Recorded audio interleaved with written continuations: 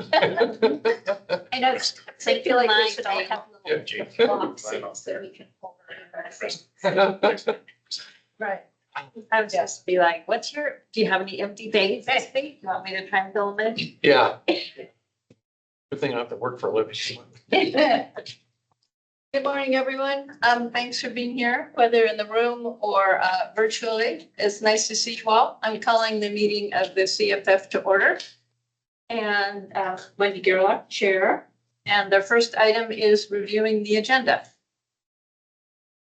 Do you have any comments on the agenda?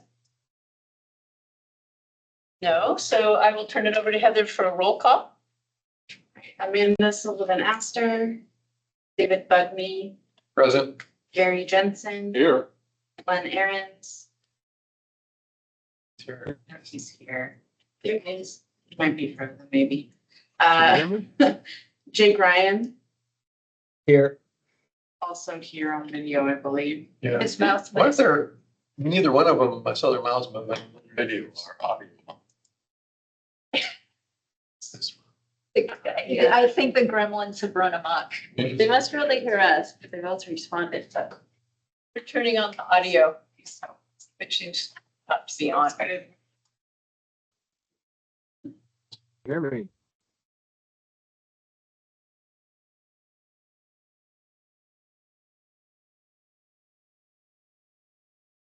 Okay, someone say something on video. Can you guys Glenn, hear can you us? say something? Okay, now. I've been. Can you guys hear us? Can you hear me? Jake is talking. There's zero. Tried to talk, but. Jake, are you speaking?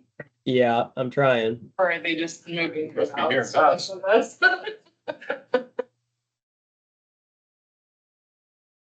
Can you hear me?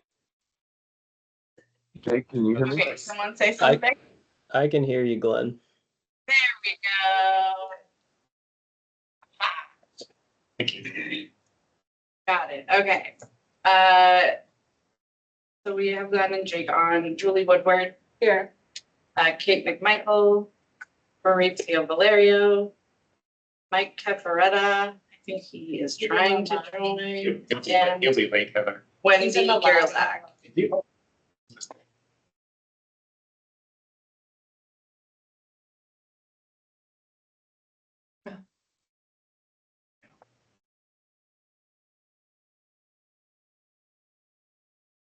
And then Wendy Gerlach. Yeah, present in person.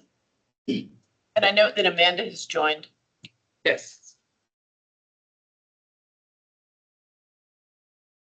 We have circulated the prior meeting summary. Does anyone have any comments on that? And then we'll move on. Public comment. I'm Teresa Hauser. I'm here. I'm sort of here for Kate McMichael, who's not here. Thanks, Teresa.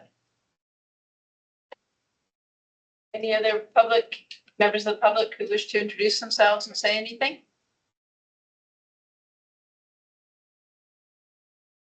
Seeing none, we'll move on to chair updates. I have no particular update, except that I want to thank everyone for the presentation of the Board of Forestry. It's always a good time to think about what we're doing in the upcoming year and ways to be useful. I think that we've used the same format for a few years now, and I'm thinking as we go through this next cycle, thinking about what format we should have for our next year's annual report is always a good idea, and starting early on that. Because I think it was a good report, but we've used the same format 3 years in a row, so I think it might be time to come up with some maybe more specific action points or points of intersection with them that connect with their agenda for the year also. So I just mentioned that in terms of, as chair, I usually keep a bullet point list of things that we might want to raise with the board, but I hope everyone should put that in their minds and think of that going ahead. And Julie, remember you had some really good comments. We were brainstorming about ways to maybe massage our report. So I just mentioned that early in the year, but in another year, we're going to be putting together a report, and as much as we can, like, engage on action items and carrying things forward, so much better. Any other comments on the presentation? the Board of Forestry presentation to the board? Okay, I just want to say thanks so much. Thanks to the presenters. And it went really well. I always find it a really engaging narrative, and I like having the personal input from all of you. So thanks. Seems like it was well received from what I could see. Good. Good. Yes, I have like just a bit of a sense that they're looking for sort of what's different this year and what are specific action items that are new. And to a certain extent, we kind of always have some of the same asks. So the way we can be more focused and really put our connection with our advisory role and connection with the department and the foreground moving forward, that will be good. Next, Mike, for the division update. I've got a few, so I'm going to go back to the Board of Forestry for a second. The presentation, I agree with Dave, was very well received. A lot of the Board of Forestry members came up afterward and talked to several folks who presented, so they did appreciate it. They appreciated everything. Yeah, thanks for everybody's hard work on that. So that it was noticed. A bit more on the Board of Forestry, and I know some of us were there. I know Amanda was at the Board of Forestry tour. In fact, I think she helped organize the tour on time. There's a few things that happened there. The post disturbance rules were passed. I don't know if everyone had heard about that. The board voted on that and passed those rules. And then the other presentation we had there was data management, which I believe, which is I know Dave's part of that, Wendy and Ryan's. Amanda. And Amanda. And then just kind of wanted to note that's that group is actually going forward and it's becoming, I guess it's a good way to put it. I don't know. We'll see where it goes after this. So another presentation that we had at the Board of Forestry. Then the following day was a tour where I know Amanda talked about some of the tethered logging along with some of the Miller Timber and Strucker Forest and Warehouser. And at the end of the day, what they were asking the Board of Forestry to do is what they want to do with this, I think is the best way to put it. Whether this need to be rulemaking or whether they want to do something else. So that's kind of in the Board of Forestry's court now to decide what to do with this. So if it's got a rulemaking, my understanding is to have to management committee. I'm not being honest. I'm looking at Dave. I think he goes, I know, I'll leave it to them, but that's just want to mention that the Board of Forestry was there and they were talking. So anyway, that's enough about the Board of Forestry meeting. We have our fire season beginning to wind down. We have a couple major fires still on the landscape in Southwest Oregon. One is the Kelsey Peak fire, and the other is the Moon Complex, which are fairly near each other out in the Forest Service. Our team, one or two, I can never remember one is out on the Kelsey Peak fire. I believe they'll be coming back in the next week or so. That fire is behaving itself kind of in a good spot. We are keeping an eye on the east winds, which didn't really materialize here this week, but we're still going to watch those as the temperatures start to drop and the humidity come up. So I want everybody to be aware of that.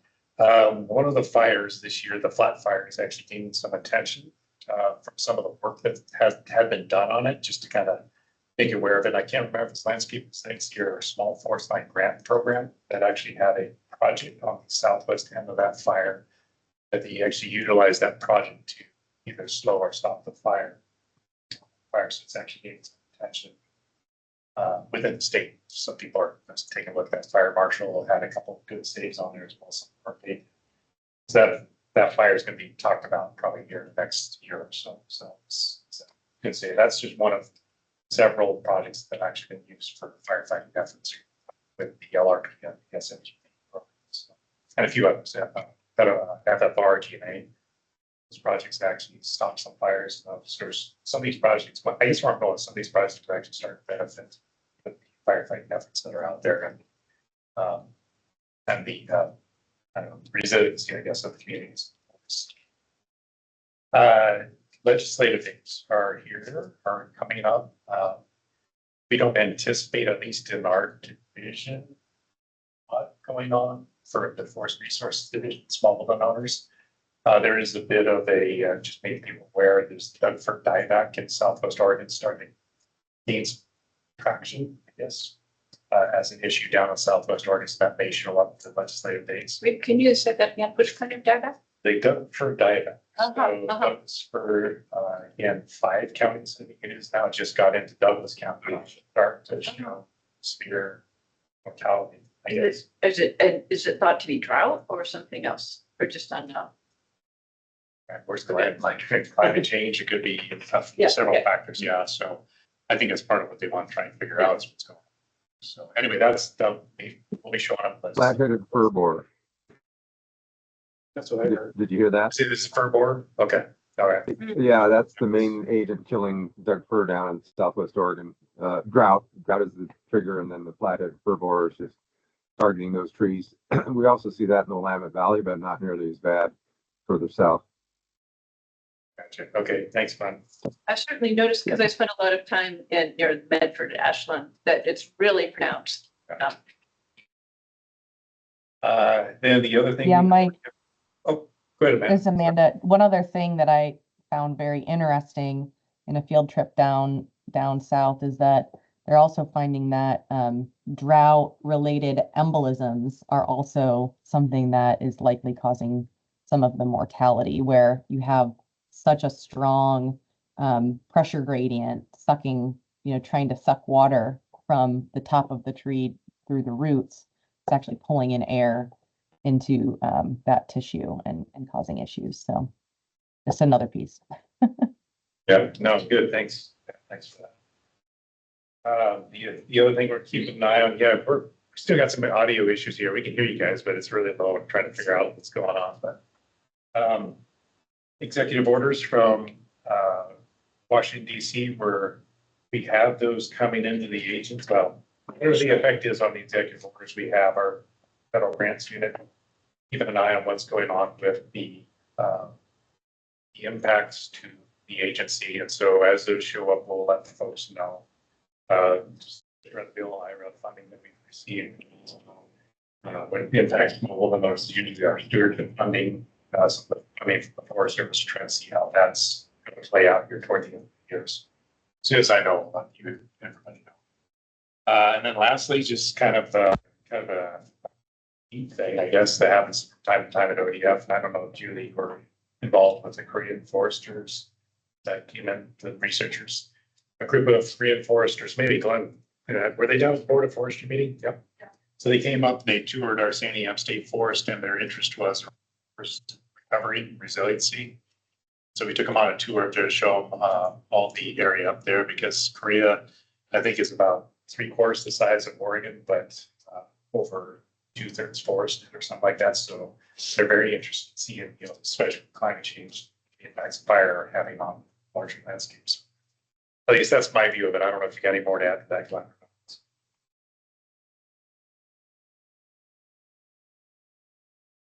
Yeah, I took them on a day-long tour of the Santiam Canyon to look at fire recovery, and so a really interesting tour there.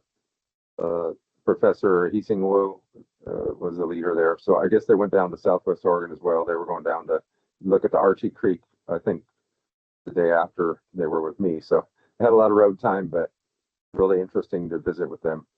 And of course, they were interested in what we had to show. We didn't get too deep in the woods, but we were out of Gates and up Gates Hill Road and over into the Elkhorn, or the Little North Santiam, which was pretty dramatic. Yeah.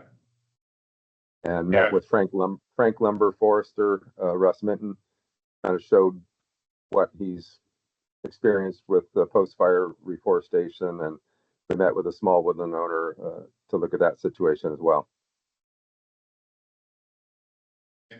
Thanks, Glenn. Yeah, with that, I mentioned from a conservation landowner perspective, the Nature Conservancy's prescribed fire down on the Sprague River was an interesting example also of an area that had been burned, that had been partly treated with prescribed fire in a ponderosa pine, basically forest, in a sort of fairly damp but east side, where you can compare the effect of the fire on a treated and an untreated area. That's it. That's all I got That for for you, report. Mike? Yeah. All right, thank you. Next, we have Kasara Nichols, who'll be speaking. Thank you. the small forest landowner office training update. Hey everyone, my name is Cassara, by the way, and I am with the SFL office. Can everyone hear me all right? Yeah. Yes, thank you. Very good. Okay, thank you.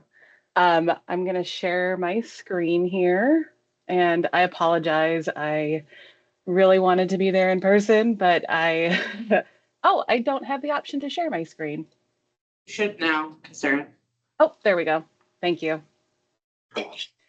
I did want to be there in person, but I caught the cold that my son has, and so I don't want to infect anyone else today. So today I'm going to give you some updates on what's going on in our neck of the woods, the Small Forest and Owner Office, and specifically with the Incentives, Assistance and Incentives Program. I have been with the program since May, and so I'm relatively new. I'm doing my best here. But I came over from the Shorter Seed Orchard, and I've been with ODF for about 8 years now. So I'm introducing myself in this new role as the Forest Incentives Coordinator for the west side of Oregon. Can everyone see the presentation all right? I can't see anyone, so Yeah. somebody Yeah. holler. Yeah. All right, thank you. So here we go. As many of you know, through the Private Forest Accord, the Small Forest and Owner Office was established. This was with the creation of this office. ODF has a clear mechanism to provide small forest and owners with access to forestry education through technical assistance programs like ours, support in the field, and financial assistance programs, which in turn helps us achieve our mission of helping landowners reach their economic, ecological, and stewardship goals in managing their forests. This slide here represents ODF's roles based on grants received and how funds from these grants benefit small forests and owners. The funds ODF receives either from federal partners or from the state reach small forests and owners primarily through technical assistance, like you'll see here on the left, or through direct financial assistance on the right. And in the middle, we have a couple programs that provide both.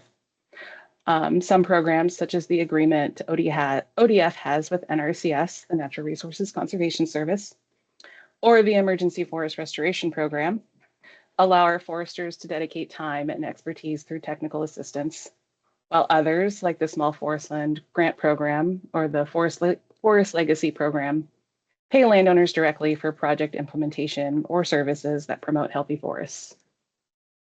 So looking at the graphic here, like I described, we have some grants that are specifically focused on technical assistance that award ODF funds in order for our foresters to go out and share information, either through events, site visits, or otherwise with landowners to just offer education.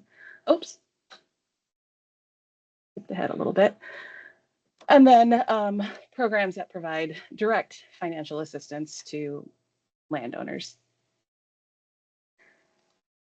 So as always, to learn more opportunities, learn more about these funding opportunities available in your area, we always recommend visiting with a local forester to help assess your forest land and to get a better understanding of your desired forest management goals. They're the first in line in helping relay important information to SFO office staff so that we can identify the best possible options in providing assistance to small forest owners. When I receive inquiries directly from SFOs about things like dying trees, heavy fuels, or who to hire to write a forest management plan, just a few examples, I include the local forester in the conversation. They serve as the clearinghouse for connecting SFOs with the financial resources we manage, as well as provide information about the local resources that I don't have at my disposal. So let's get into the active program updates. Natural Resources Conservation Service, ODF and NRCS, have a history of supporting each other through an agreement that provides federal funding through the USDA Natural Resources Conservation Service for technical assistance.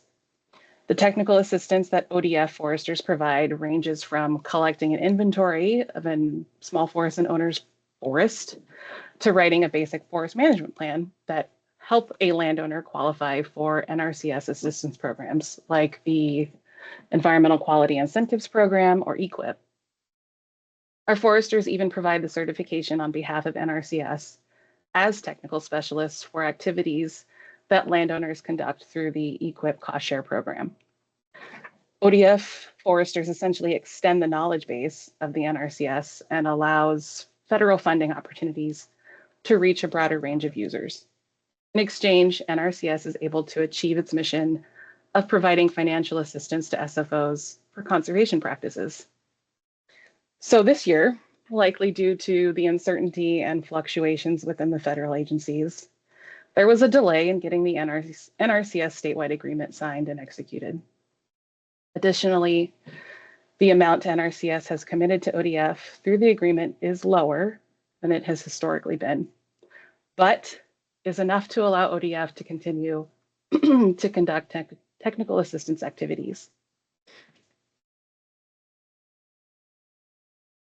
Emergency Forest Restoration Program is another program that we manage.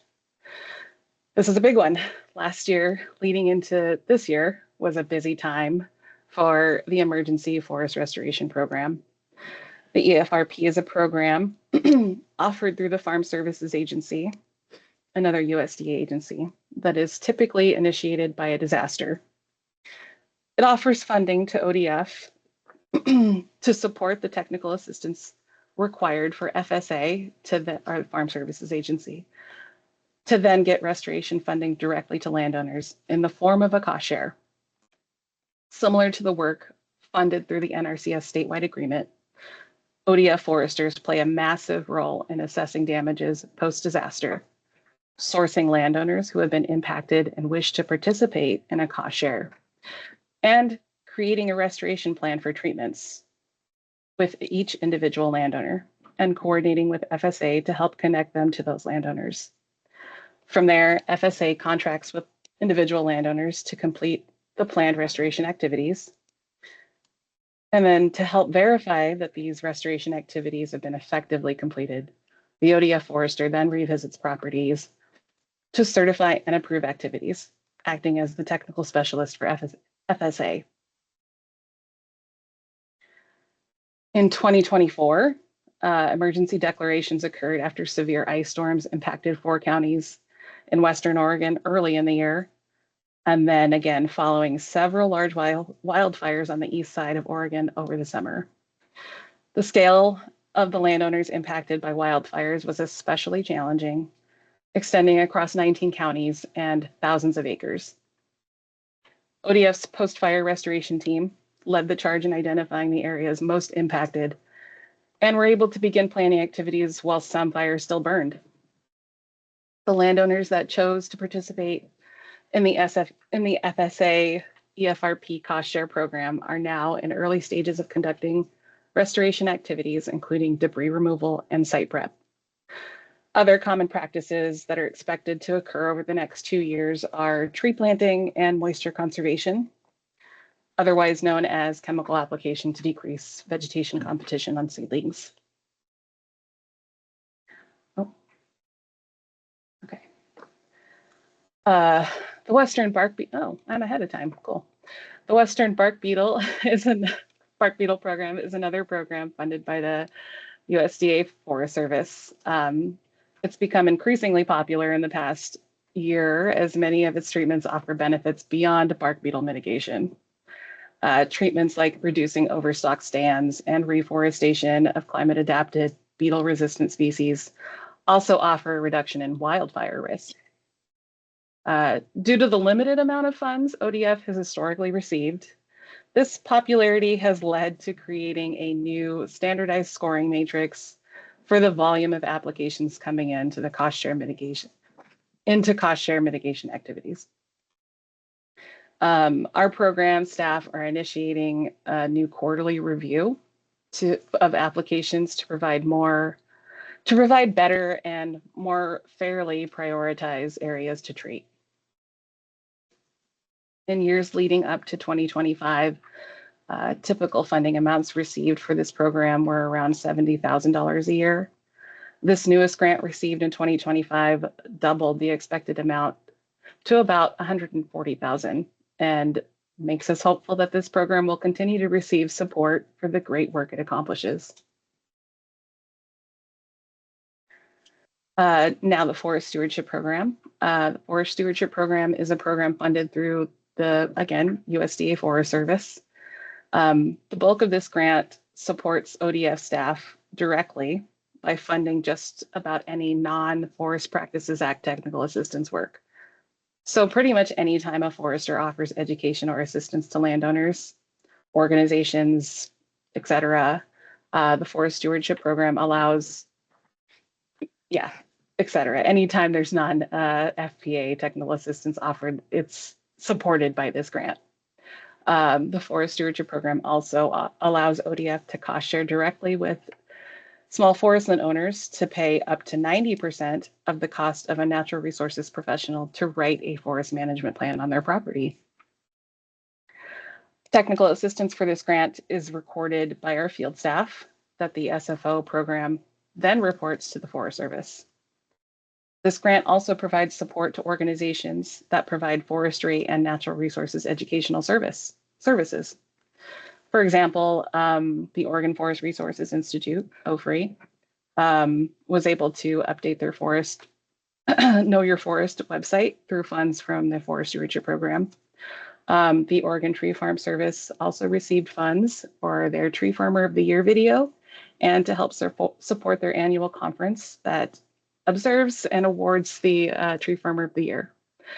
And as another example, the Woodland Fish and Wildlife Group received support for publications that focus on forest management practices on non-industrial private forests.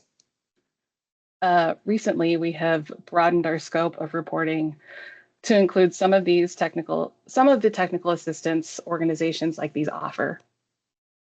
One really important note is the amount of technical assistance ODF and partners offer directly impacts the amount of funds that the agency receives from the Forest Service. So the more we can report, the more funds we can receive.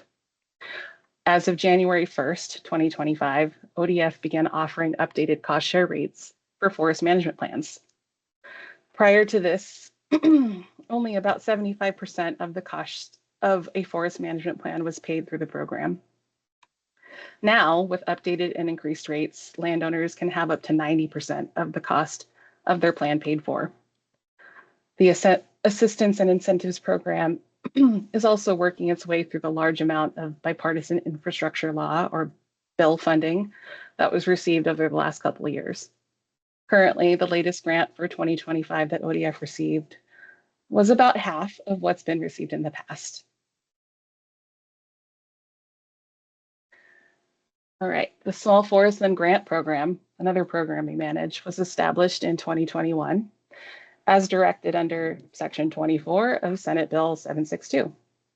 The goal of this program is to help Oregon modernize and improve wildfire preparedness through 3 key strategies: creating fire-adapted communities, developing safe and effective fire response, and increasing the resiliency of Oregon's landscapes.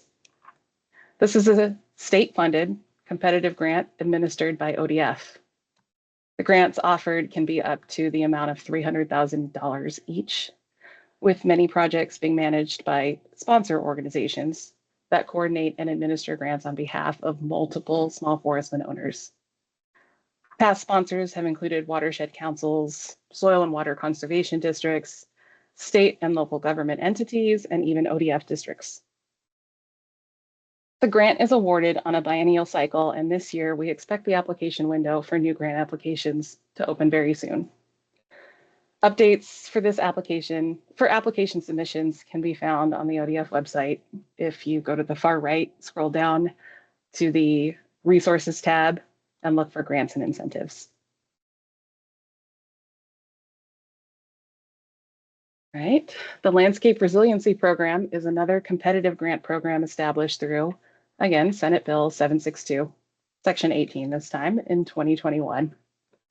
The goal of the Landscape Resiliency Project is to improve forest restoration and resiliency.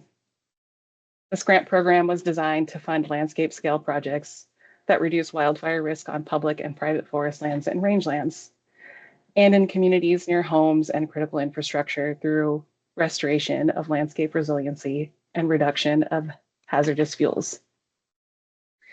LRP differs from the state forest grant program in that awards have been greater than $300,000 with a focus on cross-boundary landscape scale projects. All lands have been eligible for funding, with past awardees including federally recognized tribes, local government entities, and even ODF districts. And as Mike mentioned earlier, it sounds like the work between the Landscape Resiliency Program and the Small Forest and Grant Program has been pretty effective in Southern Oregon in that it is already showing effectiveness through slowing the flat fire. So, yay. Forest Legacy Program. The Forest Legacy Program, in partnership with the U.S. Forest Service, is a federally funded grant program to protect privately owned forests from conversion and fragmentation through conservation easements and land purchases. This is done through purchasing development rights, through conservation easements, or fee title acquisition into public ownership. Recent projects include the Tualatin Mountain Project that conserves 3,000 acres in the Tualatin Mountains outside of Portland.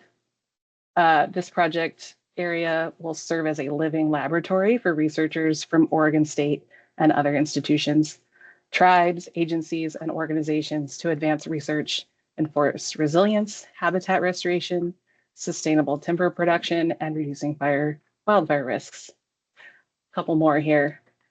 The Kapapa Wildlife Area Forest Legacy Project in Eastern Oregon was established to protect over 11,000 acres of critical fish and wildlife habitat, restore tribal access to traditional lands, and support local communities through forestry and recreation.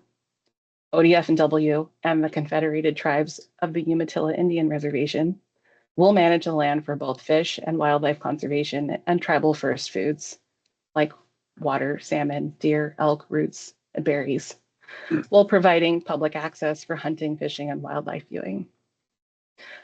Lastly, another big one is the Minam River Wildlife Area in Northeast Oregon. This conserves and opens access to over 15,000 acres of wildlife and riparian habitat. This area is adjacent to the Eagle Cap Wilderness and now forms a block of public land larger than Yellowstone National Park. Wow. This was This was a collaborative partnership with the Rocky Mountain Elk Foundation, ODF&W, Manulife Investment Management, Timber and Agriculture, and ODF. This program is Excuse me. conducting. Yes, go ahead. Who is the owner of the acreage again? I do not know, but Christina Hylage here can tell you that. And I have included her information. I'm sorry, I haven't followed closely enough to know who that is. I think you said there were 4 partners, I think. What was the third one? Yes, it is Rocky Mountain Elk Foundation, ODF&W, Manulife. Okay, So thanks. So he might be the owner. So It's a trust. I think, but don't Oh, it quote has to me, be a I think, governmental entity, I right? think ODF&W is, but I don't. Oh, okay. So owner, I guess, ODF&W managed the land for the conservations. I was just curious, I think, because of this program, I think the owner of the land has to be a governmental entity. And I was just curious of the partners who owned the land, but I can look that up. So thank you. Sorry. Sorry, I don't have that answer. Thanks, Mike. This program is conducting amazing work, and they help maintain forest lands as forests while continuing to manage these lands for a variety of uses. We have the small forest land investment and small forest and investment in stream habitat program, and this program is actually not under our office or our specific assistance and incentives program, but is encompassed in the SFO office umbrella. To avoid, again, not knowing answers about this, I'm going to defer to Josh Hansen, who can share more about this at 10:45 or maybe a little earlier now, as the subject matter expert on SFISH.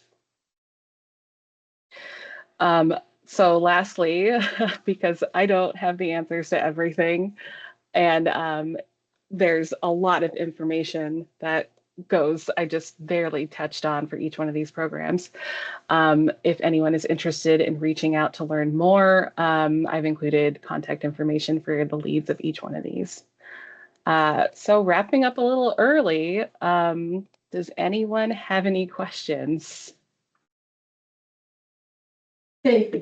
So I'm wondering, this was great. Sarah, I'm wondering Yes. if it's possible, just to help disseminate this information, statewide. So for example, for Oregon Tree Farm System and our Clackamas County Farm Forestry Association in particular, is it possible if you don't already have it, summarized, but maybe create a 1,000-word article or something like that, that could be sent to me and then I could then have it put into these newsletters?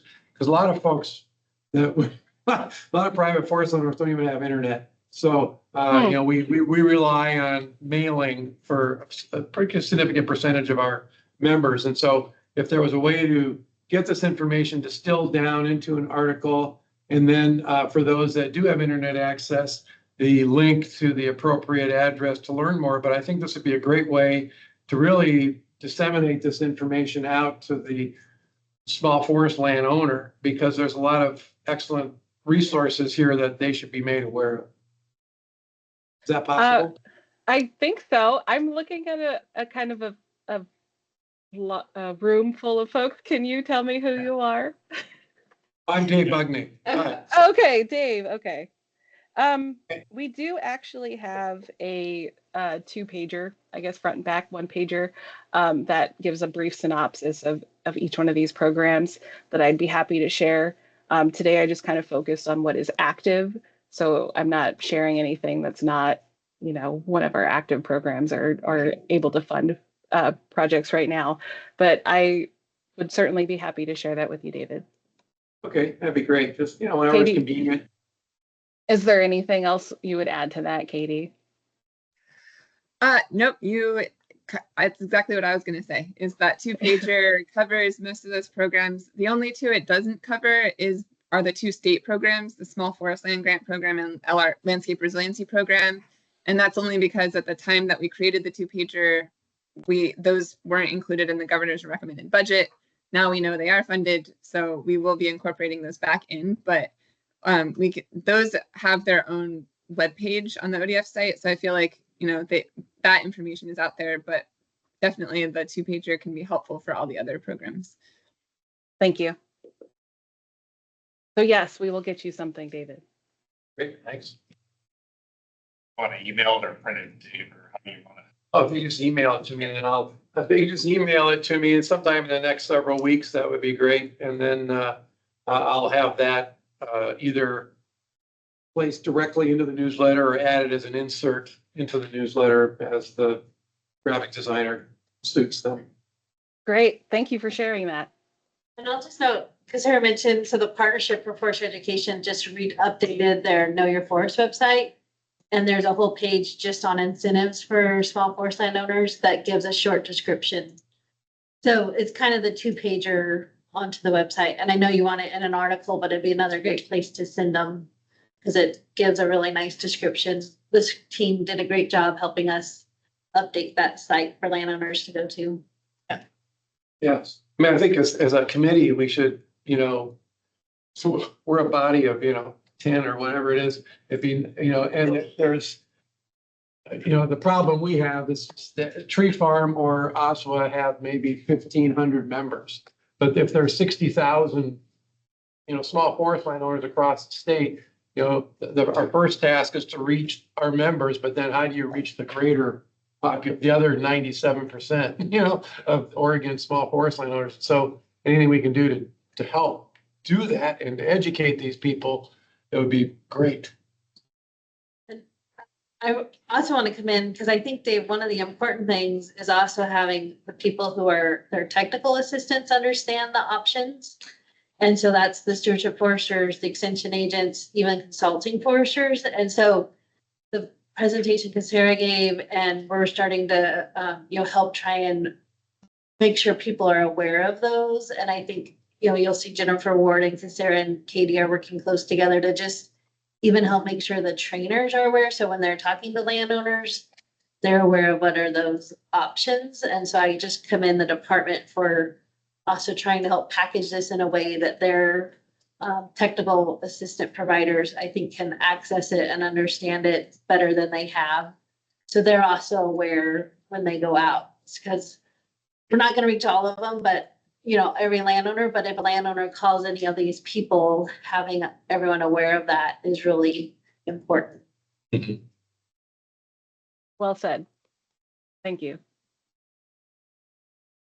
Yeah, oh, go ahead. I was just, as I'm thinking about this, just building on what Julie was saying, another, I think, cool way to do this is whether it's at tree school or neighbor to neighbor tours or any of those, opportunities where we can gather folks that are not even us or OTFS members, but just the general public to provide this information. Because we have to show relevance, to why people should spend time with us.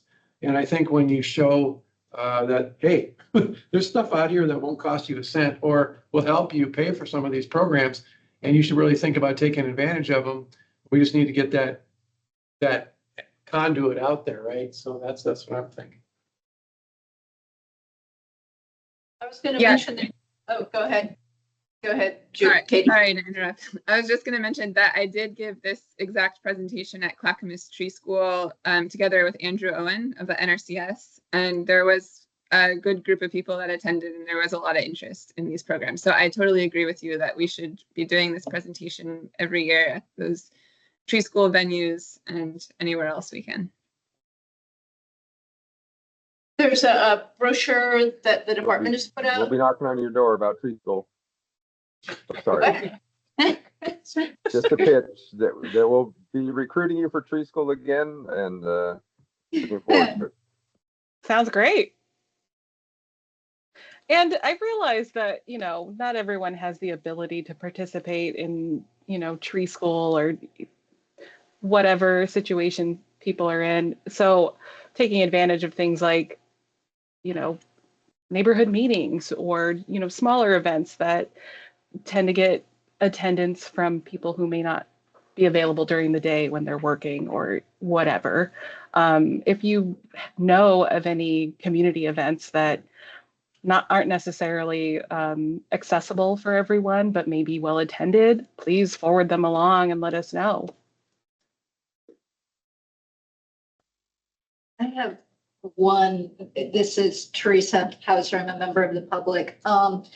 I think one of the things that happens, and God knows we've been talking about for years, how do we reach the people that aren't part of this? And so obviously Ferns is one way, because some people never come into contact with the forestry ecosystem or financial, economic, regulatory system until they have to do a notification. So, that's one place to reach people. And I'm starting to wonder if, like, a flyer at the post office. I know where we live, that's the one place that a lot of people will go. We had an event up at the Mackenzie Track to celebrate 5 years since the fires, and you could not find the location on the website, but there was a flyer at the post office. And it's the completely disconnected people that we have to think differently about reaching. And for like a post office, it'd be, are you eligible for available assistance? And then, whether it's a QR code or, which or just go to this website and look things up. Because a lot of the people who aren't going to go on the web, they're not going to do a QR code. But, if there were an email address or something, they might look it up. I don't know. Because a tree school, you're not going to hear about tree school that much if you're not somehow already involved. Wendy, I have a comment too, just from a little bit, I haven't like analyzed the data, but one of the things I am tracking is like, hey, how did you learn about S-fish, right? Uh-huh. And S-fish hasn't had time to really invest in, like some sort of strategic coordinated outreach and communication plan. Hopefully we'll get there at some point. But we have done, we've done some traditional media, of course, social media, website, all those things that are available now, Tree School, some of the standard events, but probably, again, I haven't actually analyzed the data, but just every time I look at the data, it's like probably the most common way people are still hearing about S-fish is just simply word of mouth, which isn't a great strategy, but that is actually probably the most common way people are identifying that they've learned about S-fish. So, and it isn't the social media or websites or stuff like that. So, just an observation I like to want to share. Yep. Glenn. has his hand up. Yeah, following up on what Dave was talking about, getting it out in newsletters. The Tree School catalog is another opportunity. ODF has a big ad in there every year. Maybe this year we could put one that really focuses on the incentives and opportunities, because that goes out to 15,000 small woodland owners. That's one of those mass address list opportunities during the year. Anyway, that's just a thought, and a lot of other newsletters from other entities, you could just kind of go on a campaign, maybe prepare a one-page ad that could go out in some of these newsletters.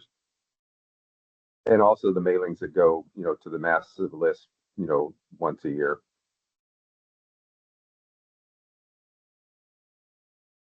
Thank you for those ideas.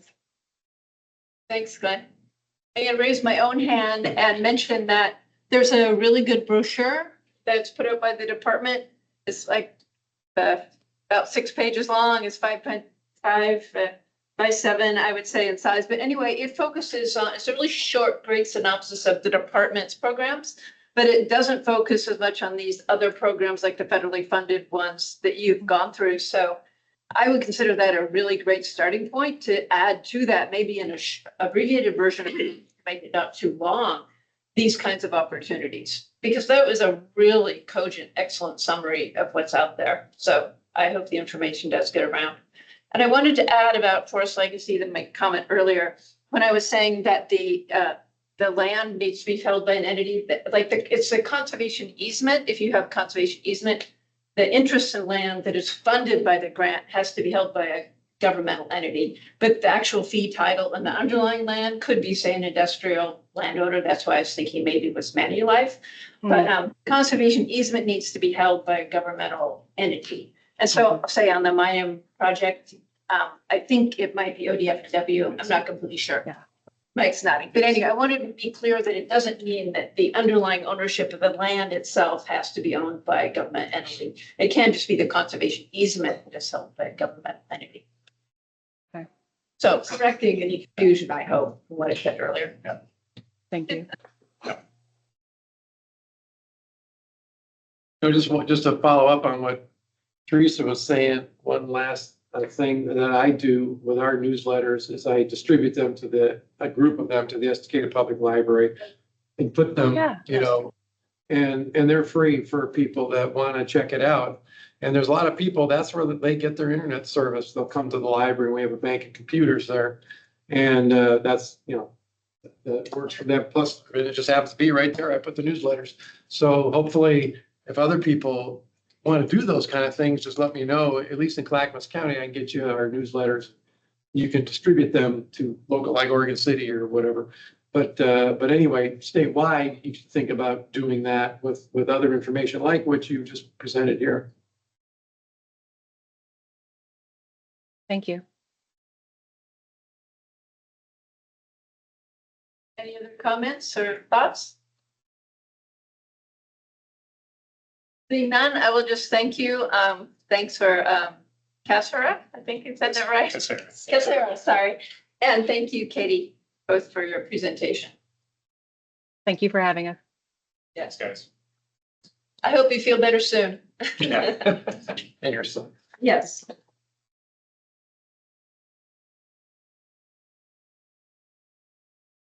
The next item we have is this SFO office training update from Jennifer Ward. And Jennifer won't be able to join until 10 her time. So she had a meeting right before this, so she was gonna hop on. Why don't we, should you take a break now? Sure. Okay, we'll take a 10-minute break. Library. Yeah. It's funny, the post office thing,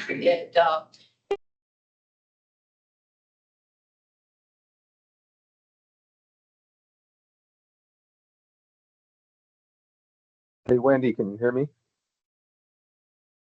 You know, some people Can you are hear me, getting, Wendy? I can hear you, Glenn, I'm yeah. gonna have to, yeah, I'm gonna have to leave. I'm actually on the road up in Washington doing some field work, so I'm not gonna be there. I have to leave at 10:30. All right, well, So- thanks for listening. Thanks again for your great presentation to the Board of Forestry when we did our annual report. Yeah, you're welcome. Yeah. I might try to tune in while I'm driving, but that would be a little bit, sketchy and Okay. safety first kind of thing. Yeah. All right. All right, Thanks. thanks. But I'll be back until 10:30. Okay. Smart.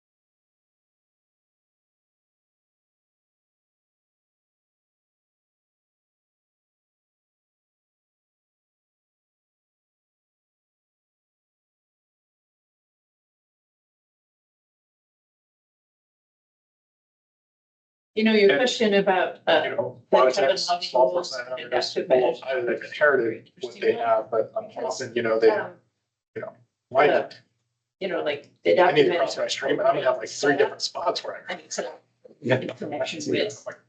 Let's give an example. Yes, Nonetheless covers. Well, there's been a few of those where I have us before, like, if we ever get to the point. where It seems to me it's a little bit of confusion. Yeah. I like, hey, I know what. wait, I think it's right here, that was here. Should I Uh-huh. like just build 3 new stations, you know, crossing. Uh-huh. Fish thing. So you don't, like, staff them in reasonable way. Yeah, some of us. Yeah. You know, any. Really, regulatory It's changed. The But program rules allow for it, right? There is a. is the program of ODF. Yeah. But then there's really no ODF administrators. It's just the person.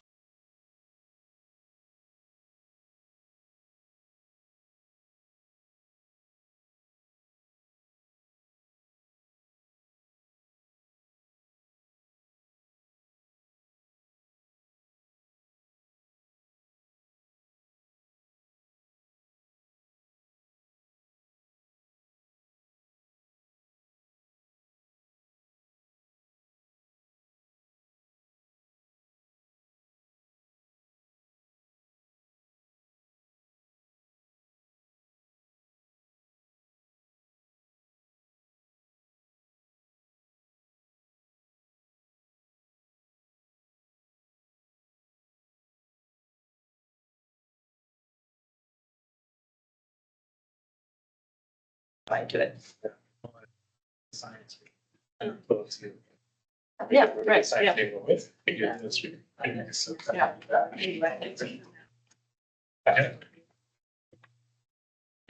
We were taking a break. We're just, we have one more minute. Are you good? I mean, we got one more minute. No, whatever. Yeah, it's happening in your secret phones. On my calendar.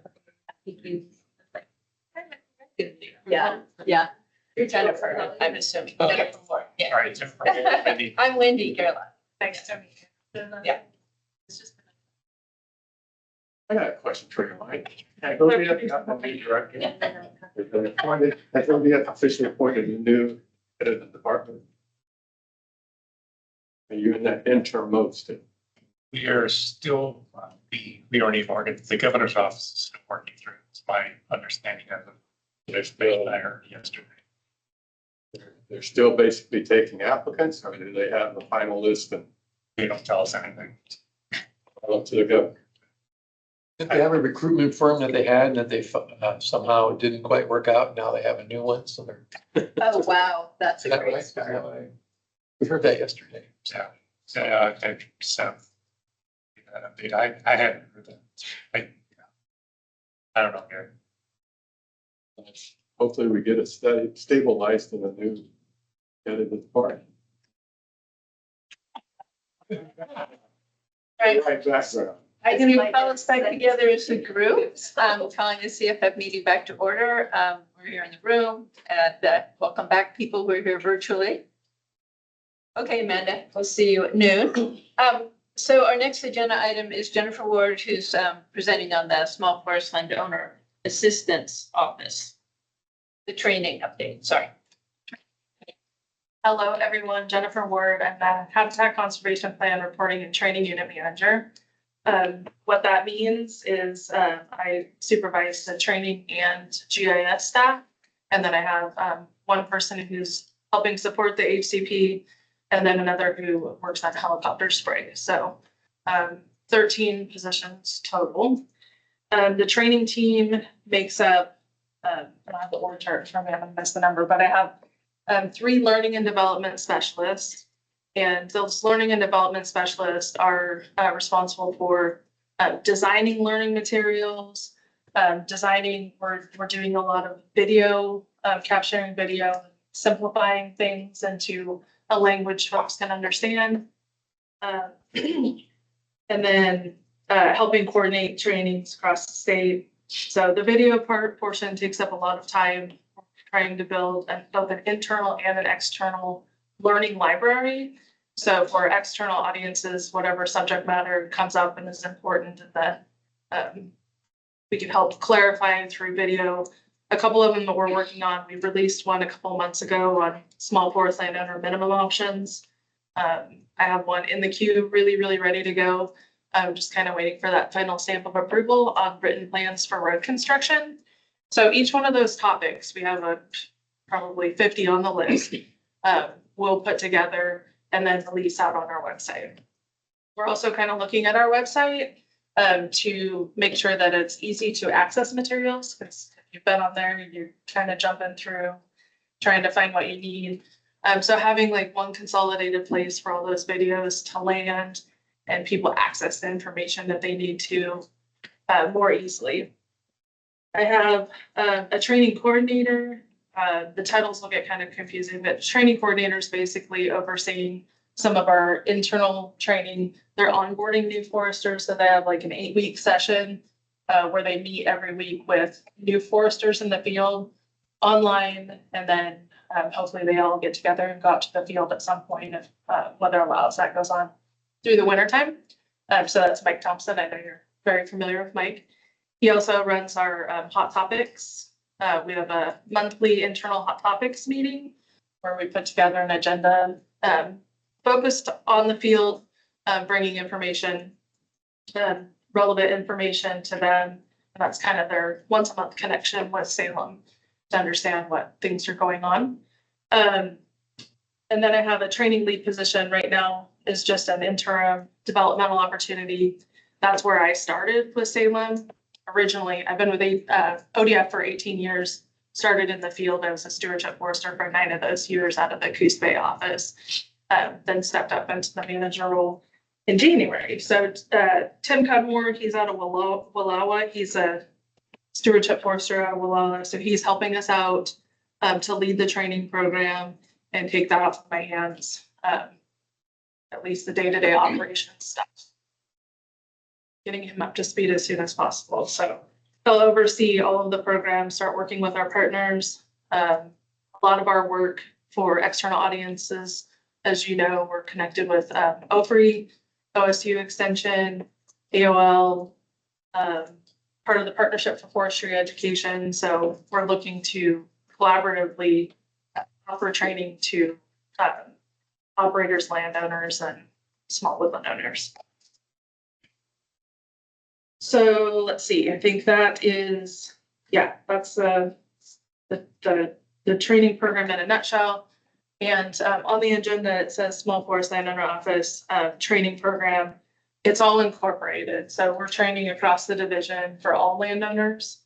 But most of it is focused on small landowners because they need the most help. Before the private forest accord came along, we only had one half-time employee that was working on training. So as you can see, it's quite robust since that time. And we have a lot of opportunity to do a lot of different things. We started out in 2023 with, over 2 weeks in the field with our foresters, trying to onboard them to the new private forest accord rules. And then at that time, and still today, there's a lot of new foresters. So over 60% of our foresters are within like 1 to 3 years. So there's a lot of work that has been done to bring them up to speed, and still a lot of work to do. We meet not only for Hot Topics monthly, but I meet with a subset of them, to understand their issues and understand how training can help them better do their job. And that's been kind of a spinoff of the Train the Trainer program, people who are interested in training. And we've been meeting for a couple of years now, and they're still showing up to the meetings, so they still find value in having that regular connection with Salem. So 2023 was a huge year. We did a lot of things. We were, having public meetings, going over the private forest accord rules. Some of you probably attended some of those. We did a lot with our field foresters, went around the state. 2024 kind of backed that off a little bit. We brought back our statewide conference in December of 24, got the entire state together, talking more about forestry. And then we'll have another one of those in 2026, where we're going to bring some more training topics to the table, as well as, new technology or anything that's up and coming for forestry in Oregon. And then, so we do, not only our training program consists of in-person training when necessary. We always look at like whether we should go in person, if that makes more sense, if we need a field site, or if online is an acceptable option. We want to make sure that folks are getting what they need out of the training. And we can do a lot with virtual training, but sometimes it's not quite as robust as in-person training. So we look for the best solution. We'll do multiple things a year. Obviously, fire season is a little bit tough. So we're starting to enter our busy training season when folks get back from the fire line. Let's see. I think that pretty much covers it. Does anybody have any specific programs or not programs, questions? Yeah. I have one, and I apologize for it being a little bizarre. But you said that over 60% right now of your foresters are between 1 and 3 years. Is that as foresters, or is that with ODF as foresters? It'd be safe to say with ODF as foresters, but some of those are newer to being a forester as well. A lot of the minimum requirements for a stewardship forester, small forest landowner or forester can be met with other field experience. So it could come, they could have an ecology background that's not necessarily forestry centric, or they could come from a fire background as well. Thank you. I was thinking, we'll just follow up on what we were talking about earlier with Sarah, does the SFO office have some information that you could provide us that we could insert into our newsletters and whatnot? Because as I mentioned previously, a significant portion of our membership don't have access to the internet or don't choose not to. And so, this way they get this access, those that are our members, or can distribute it to other friends and whatever. And so do you have something that you could send email just in the next month or so that would demonstrate that information? It talks about the training program. Talks about the training program, SFO, the SFO office. And then if there's things that are coming up that are different, I mean, this could even be something that we could put in biannually or semi-annually to keep people abreast of what's going on in your office. I'm just throwing that out there. Yeah, we can do that. Also, in looking at your program and training of your office, how are you looking at training and addressing small landowners that are basically going to be 5 acres, 10, 15, 25 acres, in that group that basically have maybe a wildlife, like Dave's talking about, they don't get active in anything because they don't have the necessity of it initially on their property until they have an issue or an emergency come up. And yet they're a contingent of the ownership of small forest. Right. Yeah, that group's hard to access, right? We don't know who they are today. So that's part of that visual media that we're creating. And I know that, being a stewardship forester and working with those folks, like they're probably not going to go to the website and look. We have to lean on partners for support for that too. So it's Oregon Small Woodlands Association that has, some plans in their queue to start trying to engage with folks. We don't know who our customer is until they walk through the door and enter a notification of operation. But once do you identify them though in pre-advance that you're talking to your foresters? Be aware this could happen. You could have a family walk in or a gentleman walk in that's got 5 acres and he bought it, but they never reforested it. Yeah. So that's part of those learning and development specialists. They're working on reference material to give to the landowner. So, we followed up the compliance monitoring study with some reforestation training for those foresters. And that's one of the things that we talked about.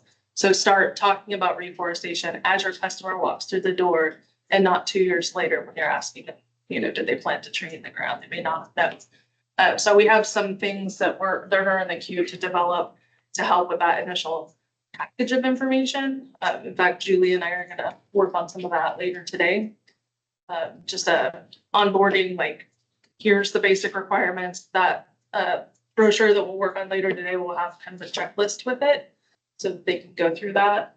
Other things I would say, like, we're achieving that through outreach and the events, like attending the tree school and providing, those landowners, but again, that's just a subset who know about tree school as well.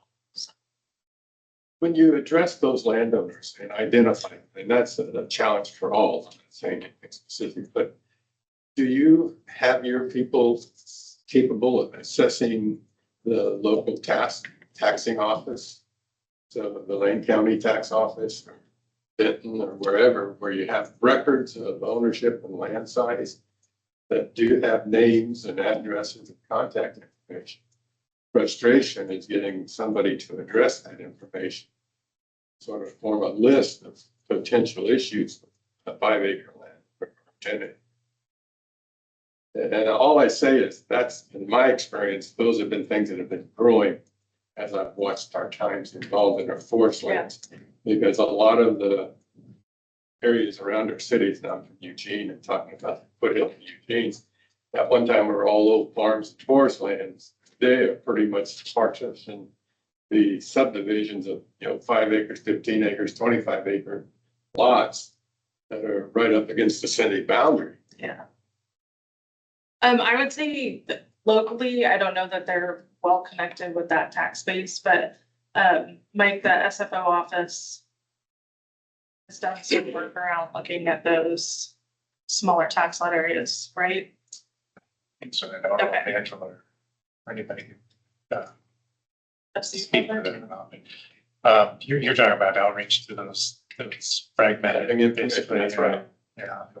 I think that's part of what we're, keep looking to see if Mike's on there. I know Mike Heffer is coming here. That's one of the conversations he and I have been having about it. Well, I think it's a conversation we're all having about how to reach these folks out there, but I've been trying to get a meeting in place just with Mike to kind of talk about some of these things.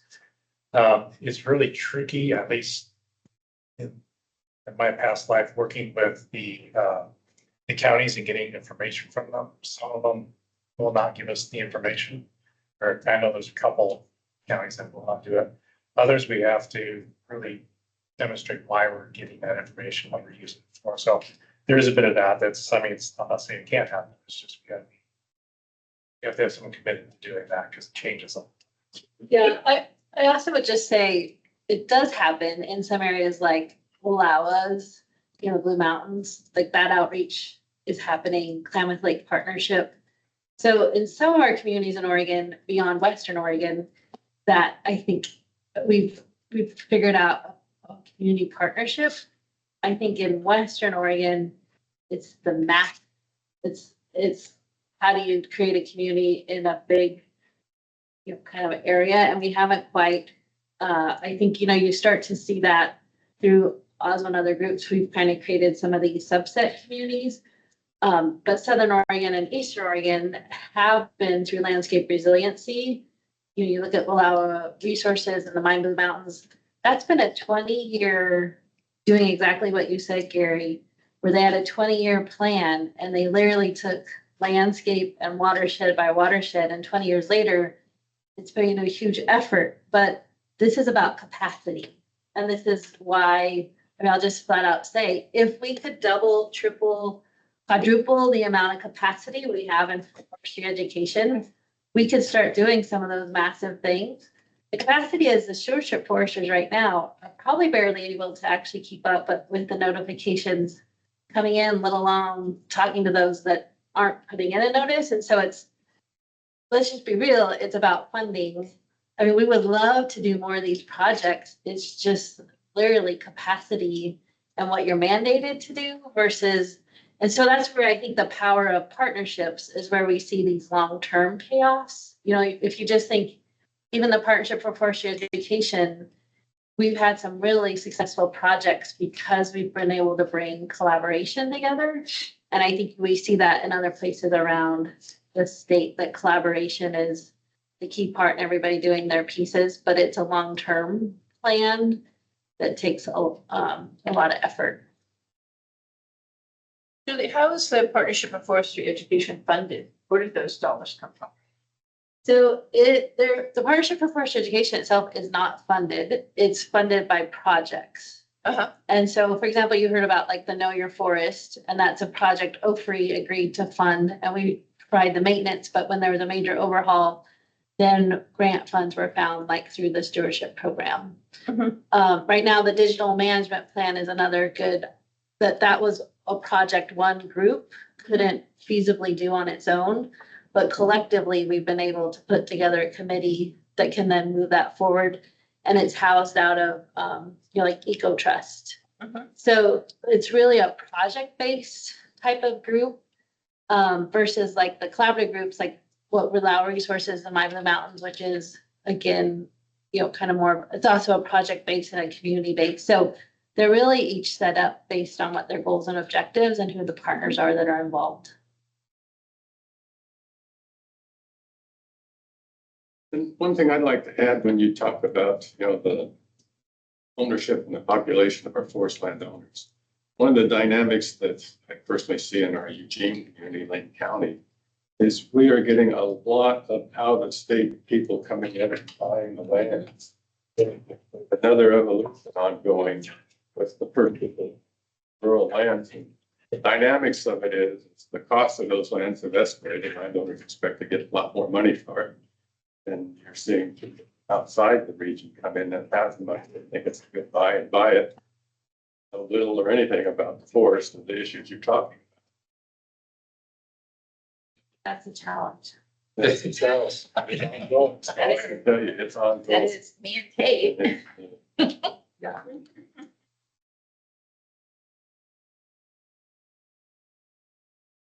I wanted to ask if there's any consistent feedback you get in these training sessions about, say, the difficulty of doing something or points of frustration or things that seem like great opportunities people are excited about.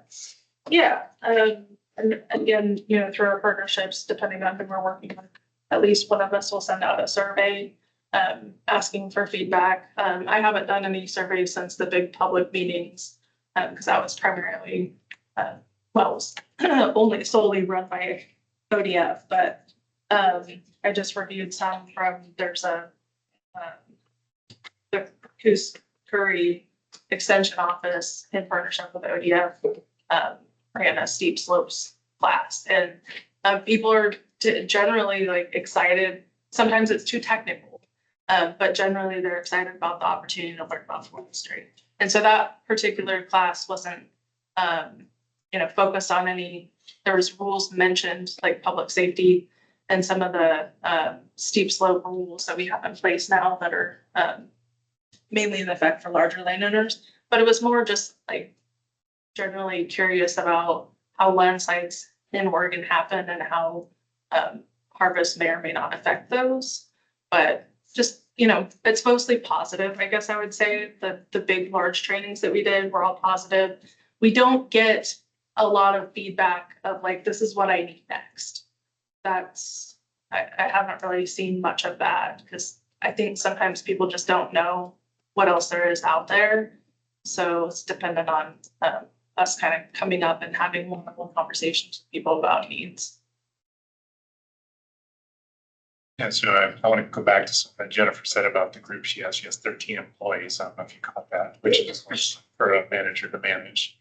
But the training specialist she has on our team, when we set up, ODF went to set that up after the private forest report was passed.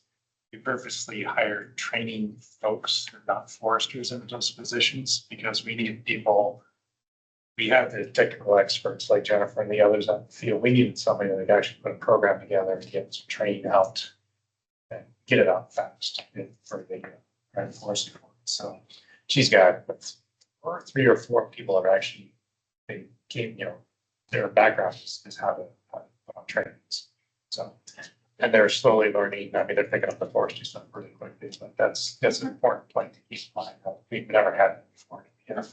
So, and that was done on purpose because we want to have additional, we want to keep these trainings going. The other piece is she talked about the foresters being in the job 1 to 3 years. That's a continuing thing all the time. And we will constantly Jennifer's constantly having to train people about forest are just internal people. But this is it's important to have the training that kind of keep this going. Yeah, it was done on purpose to kind of keep the training fresh and relevant.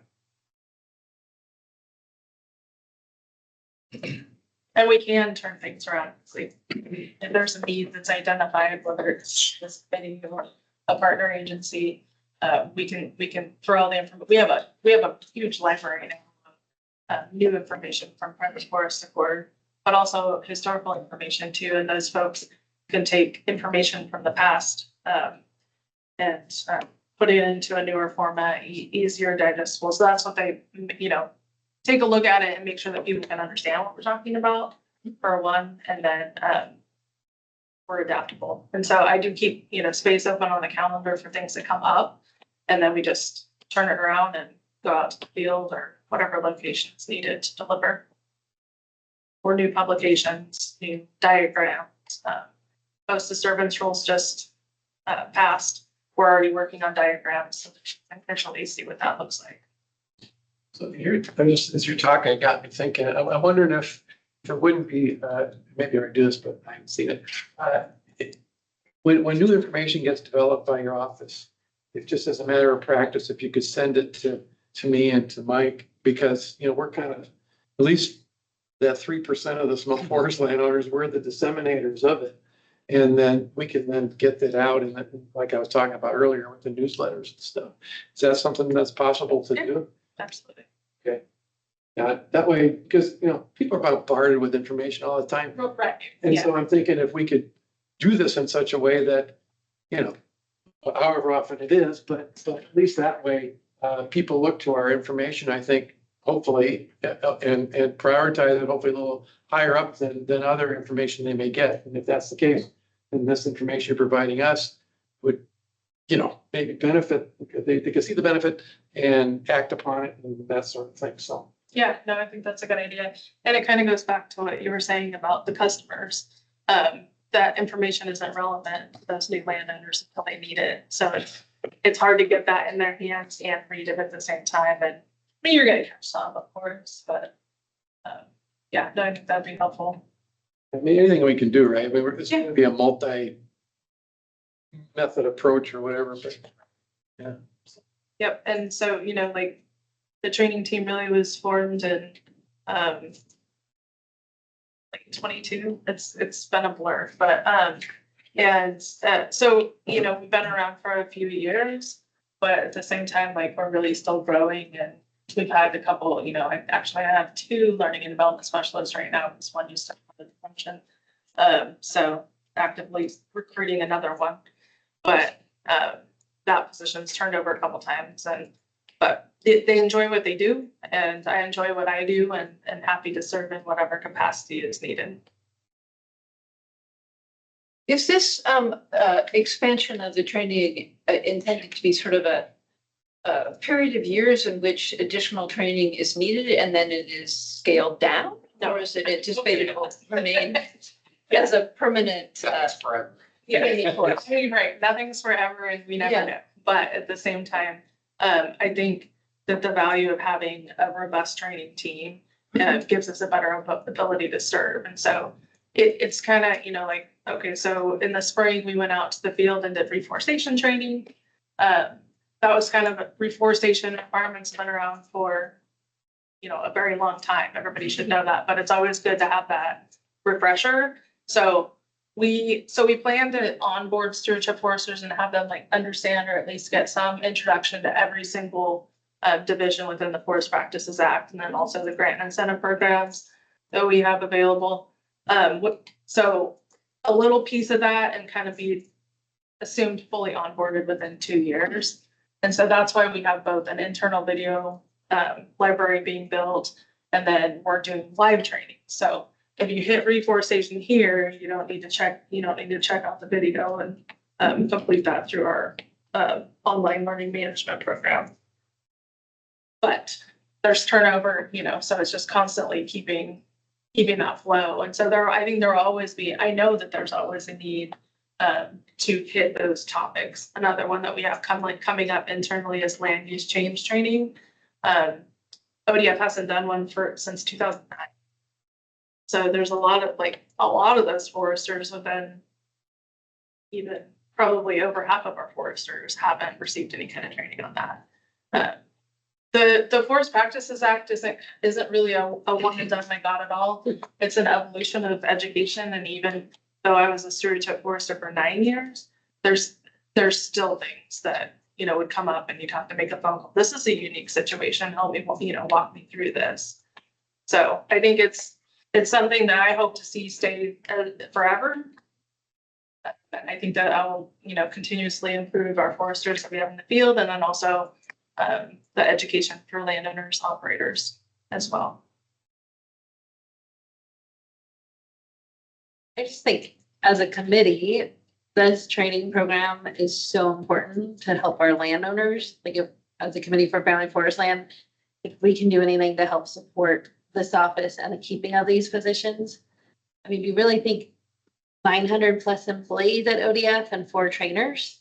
That's less than what, 0.04%. I mean, that's you know, if you look at most corporate, training is a huge part of your knowing that workforce, knowing your training, I mean, so if we talk about long-term and sustainability, this is a model that really has to be part of the department. And I think our committee really needs to continue to support Jennifer and the whole team, because it's such an important part of those stewardship foresters who we know are often first in line with our landowners, having those skills and capabilities and feeling like they have the tools they need. And Jennifer's office has, you know, that has been a conduit, you know, for us and others, just to help make sure that they are getting really good best practices and information out. And so I think as a department, it's one of the best moves they've made in a long time, is having formal office. And I'll just say, as a committee, I think it's a really important for us to continue saying that to the board members, saying that to the community of how important this is, the work that they're doing. We know there can always be a lot more. We can have a pretty long wish list, but just getting that program up and going in a more formal way, I think has been crucial, and I've already seen huge benefits from it. So I just, as a committee, think we should continue putting that on our radar of communicating about it and its importance. Definitely.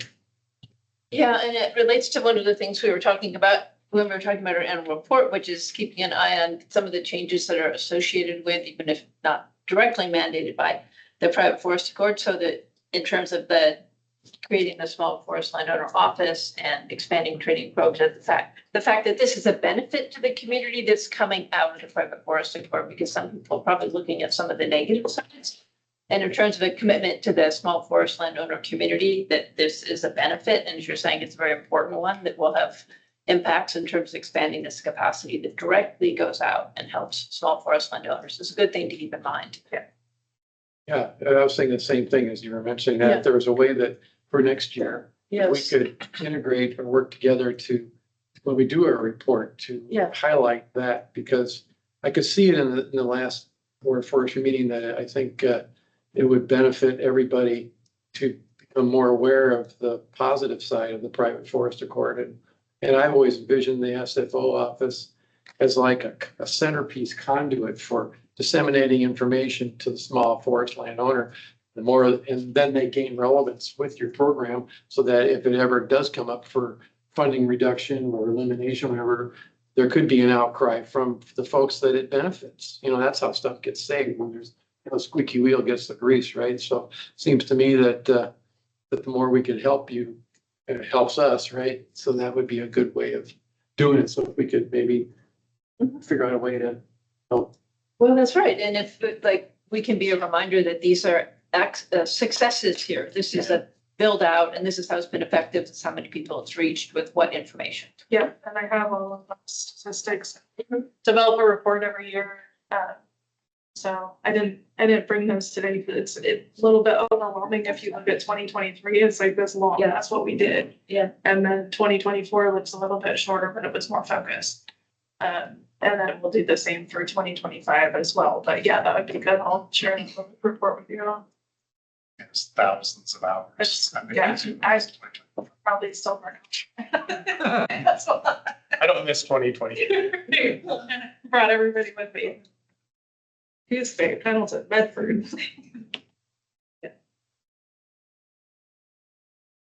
Well, thanks so much. Really interesting update. Thank you. Any comments from anyone else? Right, thank you, Jennifer. So we had our break earlier, and it's okay, I think I'll just, let's see, can we move on? Yeah, because Josh is here. And maybe, Mike, Kefrada entered, our member from OSWA just joined, and maybe since we have a few minutes, would you be up for just introducing yourself and Sure. maybe giving a short, what OSWA's up to and what your vision is for, like, if it's okay. Is that okay, Josh? Maybe Yeah. have you talked for as long as you want, maybe 5 minutes?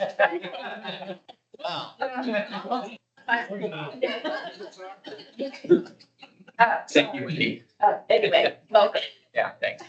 I think I know everybody in the room almost, at least pretty close anyway, but my name is Mike Cafferetta. I'm now the executive director of Oregon Small Business Association. I've been there about 2 months, so still learning the people and learning the ropes and learning the roles. And this is one of them that I done with it. It's an important committee and I'm a part of it here and other places. I worked over in the Department of Forestry for 28 years, if anybody didn't know that, I guess. But I finished as the district forester in Forest Grove for the last 13 years. So I appreciate the training need and the challenges of regional landowners from the agency side of the business. So now I'm learning the other side. I'm also a small landowner. So my wife and I have 40 acres of land in Columbia County we live on now. So that's the side of the equation. So where does small woodlands go from here? I think I'm trying to figure that out. Be one thing I would say. But I am really interested in, so it's been 2 months and we have all these different chapters. I described it the other day on the phone as like 13 flavors of ice cream because they're all different. Yeah, or 31, right? Yeah, it's like 31 flavors. It's not, but we don't have 31 chapters yet. And so they're all very different and they're all really different places. We have really active chapters with engaged leadership and really vibrant education and outreach programs. They're just doing tremendous work. And then we have other ones that are sort of on life support. And I talked to one member yesterday in a chapter and she hadn't paid her dues, but she said, you know what, I didn't even know I hadn't paid my dues because I don't remember any letters or phone calls and no newsletters. And I don't really know we have a chapter still. They have a chapter of 200 members. Really? Yeah, 150. And so like we're all in different places. And I think if I have an interest in the short term, it's like, what is a good standard that every chapter should hit? Like, we're starting to describe it sort of the Chevy of chapters. You could have a Ferrari chapter that's got all the bells and whistles and they're way out in front. That's wonderful. And you could have a moped, but we'd like everybody to sort of be up to a certain level of a certain number of educational events. Have a newsletter. We have an outreach program. We take care of members when they're new. And so I'd like to get everybody up to that Chevy chapter. And how do we work together to get that? And Jennifer's been really helpful in talking about the role of the training staff and helping us in some of those chapters that need a little more leadership and a little more there, and getting some help. So I really appreciate that conversation. And then they're so diverse. That's the other thing to sort of mention is, as you know, everybody knows, landowners are so diverse. And that's a benefit, that's a challenge, that's a communication challenge. Anyway, I have one more thought for you. Please. People read about 60% of their email. So, I think that's, the general number. If you send out an email, the read rate looks like about 60%.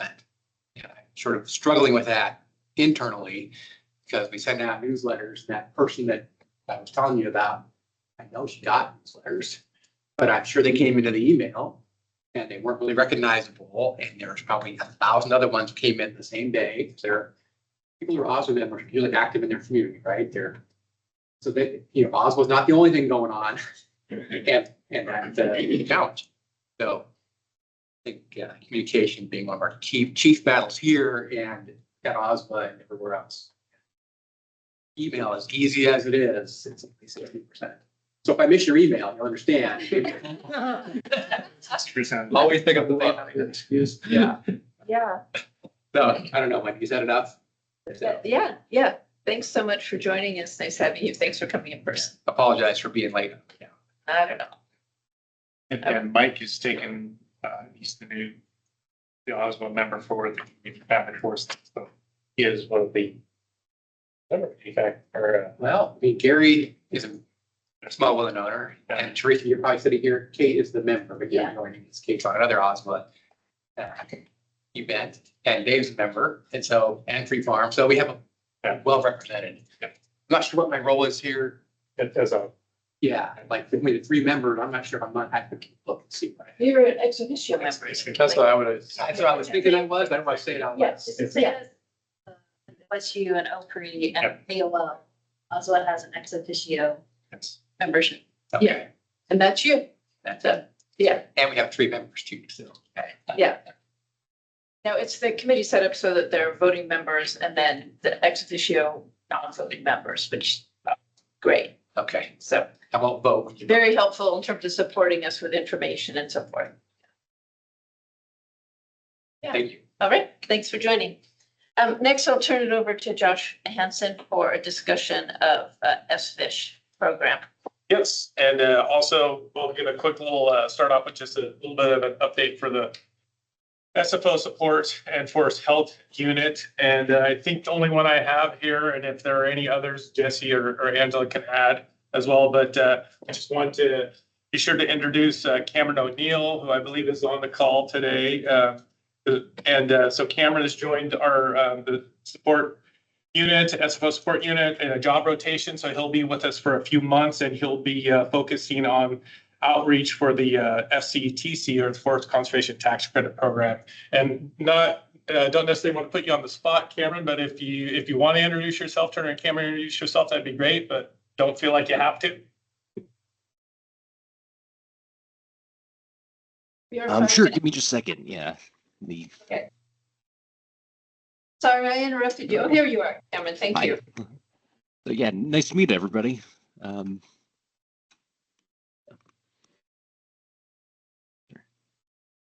All right, Back to perfect. Josh. That works. You're good. Thanks, Cameron. Put him on the spot. You did it. All right. So SFISH, let's jump in this an SFISH update. I'm going to go ahead and be able to share screen here, and then let's look. Get all the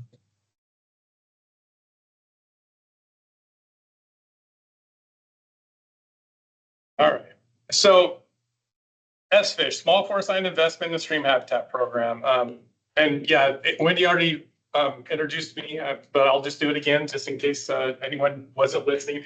Josh Hansen, I'm with the Oregon Department of Forestry, and I'm the SFISH Program Coordinator, and SFISH stands for Small Forest Land Investment and Stream Habitat.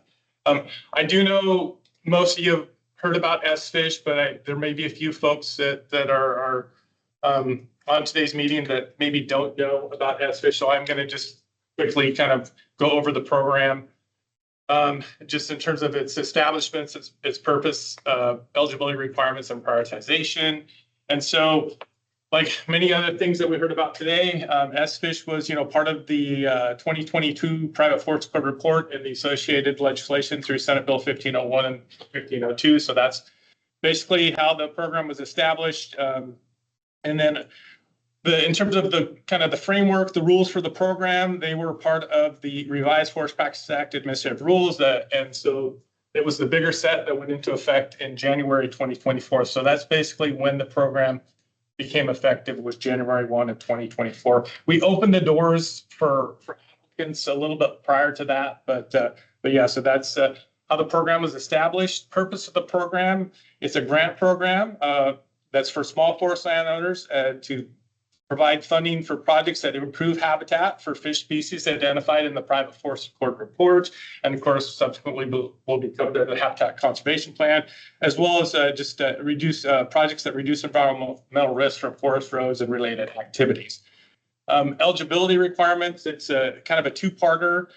They have to be an eligible landowner. And so, as I think most of us are familiar with the definition of a small forest landowner with regards to how it's defined in the Forest Practices Act, you got to own less than 5,000 acres of forest land in Oregon, harvest no more than 2 million board feet on average per year of merchantable forest products from your forest land, a firm pledge to not exceed that volume for the next 10 years.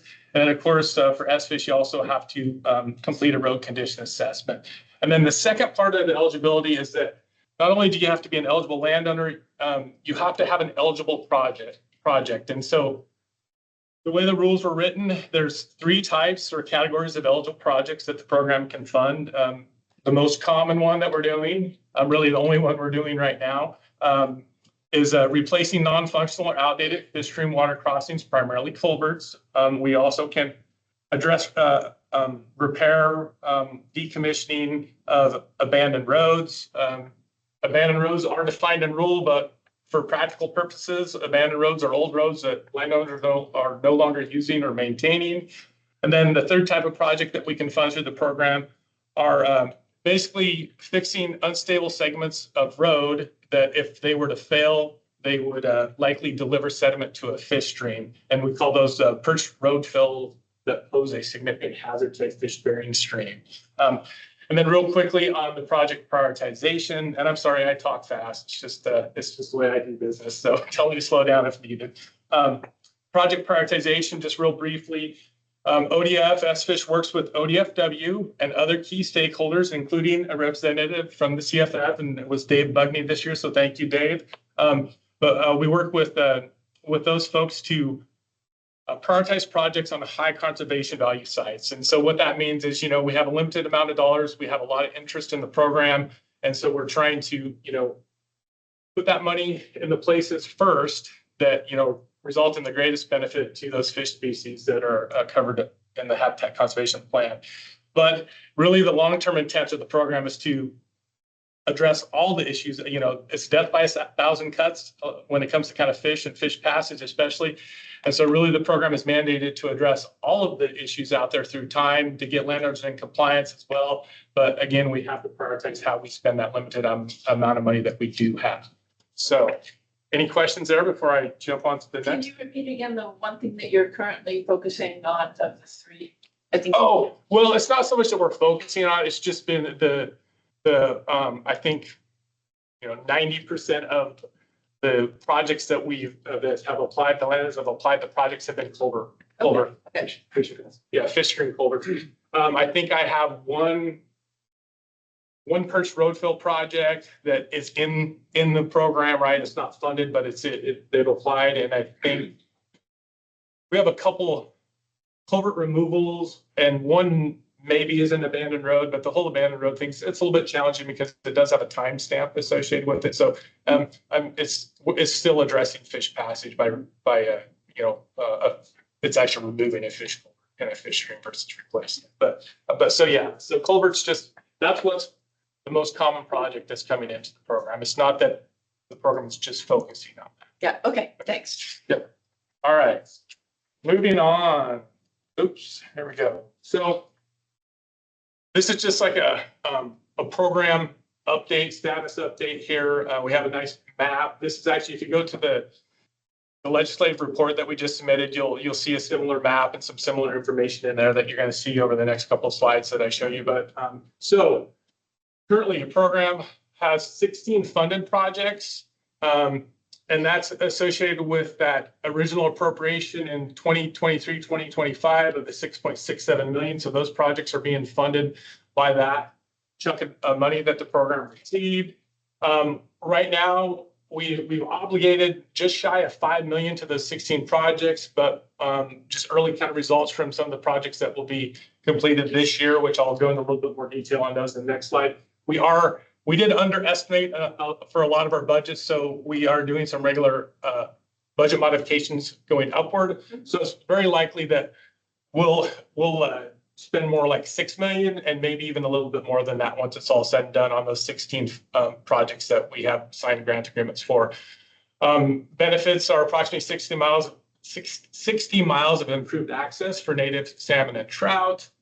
And then moving on to our wait list. So we currently have 45 projects that are waiting for funding, some longer than others. And we're estimating that's about $15 to $20 million worth of work. Again, just an estimate. realized that, or the potential benefits there would be approximately 90 miles of improved access for native salmon and trout. And if you go down to the bar chart, again, the lower right-hand corner, at least as I'm looking at it from here, the appropriation for this current budget cycle was $2 million. But unfortunately, right now, we're in a holding pattern. That $2 million, the governor has directed us not to award any of that until some additional progress has been made with the habitat conservation plan. There's a little bit of uncertainty on exactly what that means and more of when the timing for release of those funds will be. But so currently just in a holding pattern with that 2 million. And even with that 2 million, obviously it doesn't go very far with those 45 projects that we do have in the program. I mean, we can probably fund 2 to 6 projects depending on, you know, just the scale of those projects and what the actual costs are likely to be. So that's where we're at currently. And we're doing our due diligence to convey, because it really is a fluid situation right now, especially with that $2 million. And so, but we're, you know, doing our due diligence to convey that information to our field staff and landowners, especially those who are currently enrolled in the program. It's not easy to efficiently, you know, share all of that information, but we're doing, like I say, kind of our best. And really the first step has been we've conveyed that information to our foresters, and, you know, they're taking kind of that next step and informing landowners. But also when they call or they email, obviously that's a lot of what I'm doing right now is just explaining where we're at, and as best I can why we're at, why we're where we're at. So, all right. Any questions on that slide before I move on? No? Josh, Oh, can I yeah. ask? Sorry, this is a bigger umbrella question, but you know, I know OWEB gives some similar type of improvement project. Is their funding remaining stable for these type of projects? Or are we seeing decrease in funding overall from the state, or do you have an idea? That's a good question. I haven't looked to see. I didn't look to see what OWEB. My guess is probably no. I mean, I can say, you know, ODFW received, I think, 10 million, which is a little bit for the PFA grant program. Is that, Dave? Right? Yeah, that's right. Which is a little bit of a decrease from the original appropriation, wasn't it? Closer to 12 or 12. Yeah. So they saw a little bit of a decrease, but yeah, I don't know OWEB if they've seen it. They're funded more with lottery money. So through my only frame of reference is Clackamas River Basin Council, and we haven't seen any reduction per se, and that funding from OWEB. We're part of the FIP program, Focused Investment Partnership. So things look pretty good at this point, but it's a very competitive. All these programs are just, there's more demand than there is supply.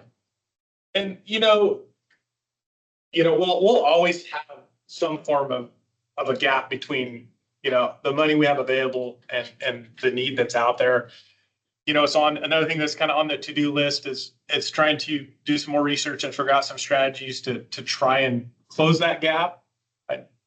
I don't know how I can close that big of a gap, but still, you know, there will always be a gap, and just trying to figure out some ways to close that gap, and that'll just be something we'll have to figure out through time. But here's where we currently are. So I just want to say, I really like your metrics there, because that little box for the funded and the wait list, and you show that you are funding the projects that have the most mileage in terms of improved access. You're being efficient in the sense that you're allocating your dollars to that. And that's really great to see. I feel like in the private forest or mitigation grant program, it's a little harder to see the ways in which dollars are being effectively allocated in terms of the transparency. When you look at how those grants, it'd be great to have something kind of like that. I know it's not your department. Yeah. That's just such a good way of presenting how you're having an impact. I will, I'll maybe make a little excuse for Andy. I have some simpler metrics to track. I have some, you know, he's got a broader kind of set of, you know, project types that they're funding. And right now too, it's very simple for me because really all we have funded are these culvert replacements. So that metric of measuring miles is pretty simple. When we get into some of the others where, you know, okay, are we going to go out and measure changes in you know, sediment delivery to the stream? Probably not, right? But so it may get a little bit more complicated for me in the future when we have some of these other project types. But right now, makes it nice and simple and easy to explain as well, right?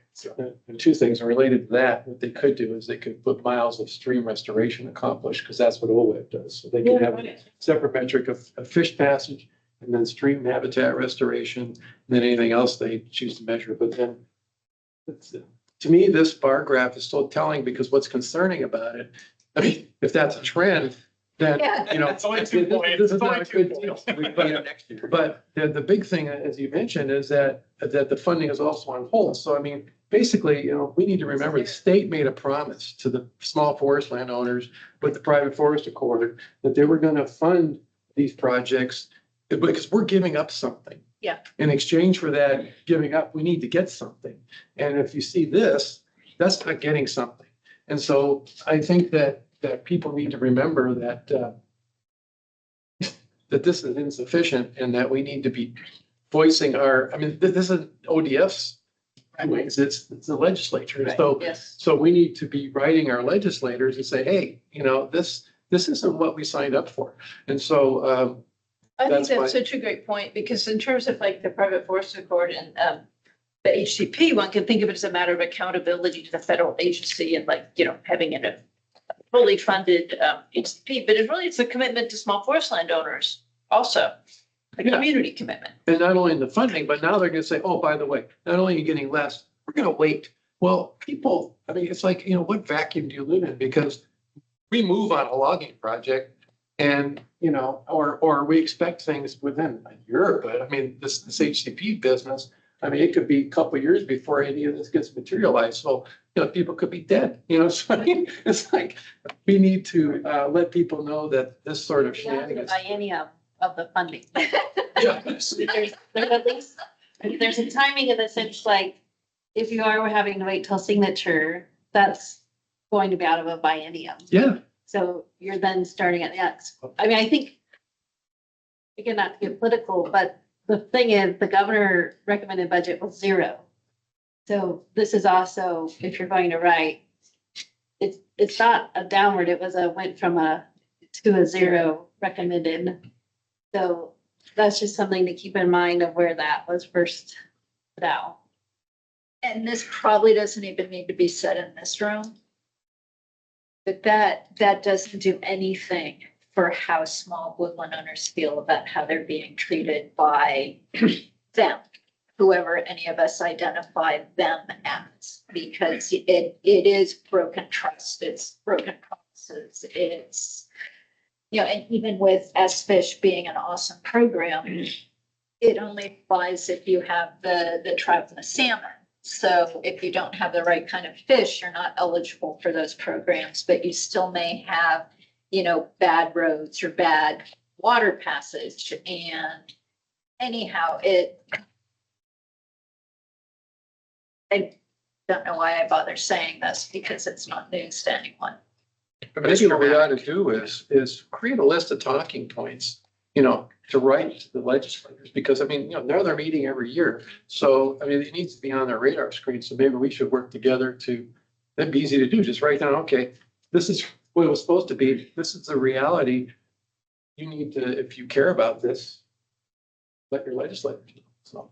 And the private forest accord report did put a dollar assignment to, obviously that's not it's not, you know, it's not a law or wasn't part of this, the 1501 or 1502 or any of that, but I mean, there is a dollar amount tied to S-Fish in terms of what at least kind of the expectations were with regards to the funding level for the program. So just so you are aware of that. So by a long shot. Yeah. And then so one thing just to clarify, so I do show these appropriations by these biennial cycles, because that's when, at least when we're receiving these state general funds, that's when they're coming. But the fund itself, actually, when the dollars are appropriated, they get moved into the S-Fish fund, which is then not tied to that biennial cycle. So hopefully those ones that are sitting in this current biennial cycle, yes, they're released at least prior to the end of the biennium. Otherwise, they do go away, right? But once I get them, I'm able to move them, or we're able to move them into the fund. Then we don't have to. We're not tied. We can carry them across years, the dollars. So you know. Sorry, Wendy, did you have a comment, or are you ready for me to move on to the next slide? No, great discussion, but yeah, back to you. All right, perfect. So this is just a little bit more detail for the 16 projects we're currently funding. So just breaks them down. You get a more accurate depiction of the stream miles accessed. You do see there's quite a bit of variation. Some are more beneficial in terms of the stream mile access than others, but I guess the point for these slides is I just wanted to kind of highlight we got 16 projects, 27 culverts that are being addressed. Most of them are replacements. We do have a couple projects that are doing some vacating and removal of culverts. We have 4 projects that actually, I'll start at the top. So Deep Creek, which is actually the project, a little bit of a time lapse series you see on the right there. That project should be done here in the next couple of weeks. Dornier Creek, they actually just called me yesterday and they are done. I think they have a little bit of seeding to do for erosion control, but it is done. So they'll be sending me some pictures today, and I'll be working with the landowners to get the final report done on that one and close that one out. Tide Creek, they start turning dirt next week. They should be done by mid-October. And then Neoconi Creek, that one also is complete and just working with the landowner to do the final reporting on that one. And then Sutton Creek is in construction. And so the reason its status is in construction is one of the 2 removals has been completed. The other removal and the replacement will occur next summer. And then just in terms of the rest in design, so they're at most of these are, at least at 60% design. Some maybe only at 30, and a few are actually at 100% design, but we had some permitting hurdles that didn't quite get jumped this year. And so they're going to have to do the work next summer. And what else did I want to share on this? I think that was it, unless there's any questions specific to any of the projects listed there. I'll just kind of move on to the last thing. And one suggestion just for the future is that I love that table, but maybe just for frame of reference, if they could put in the county. Yeah, so if you go to, so that actually is on another version of this table. The county's actually there.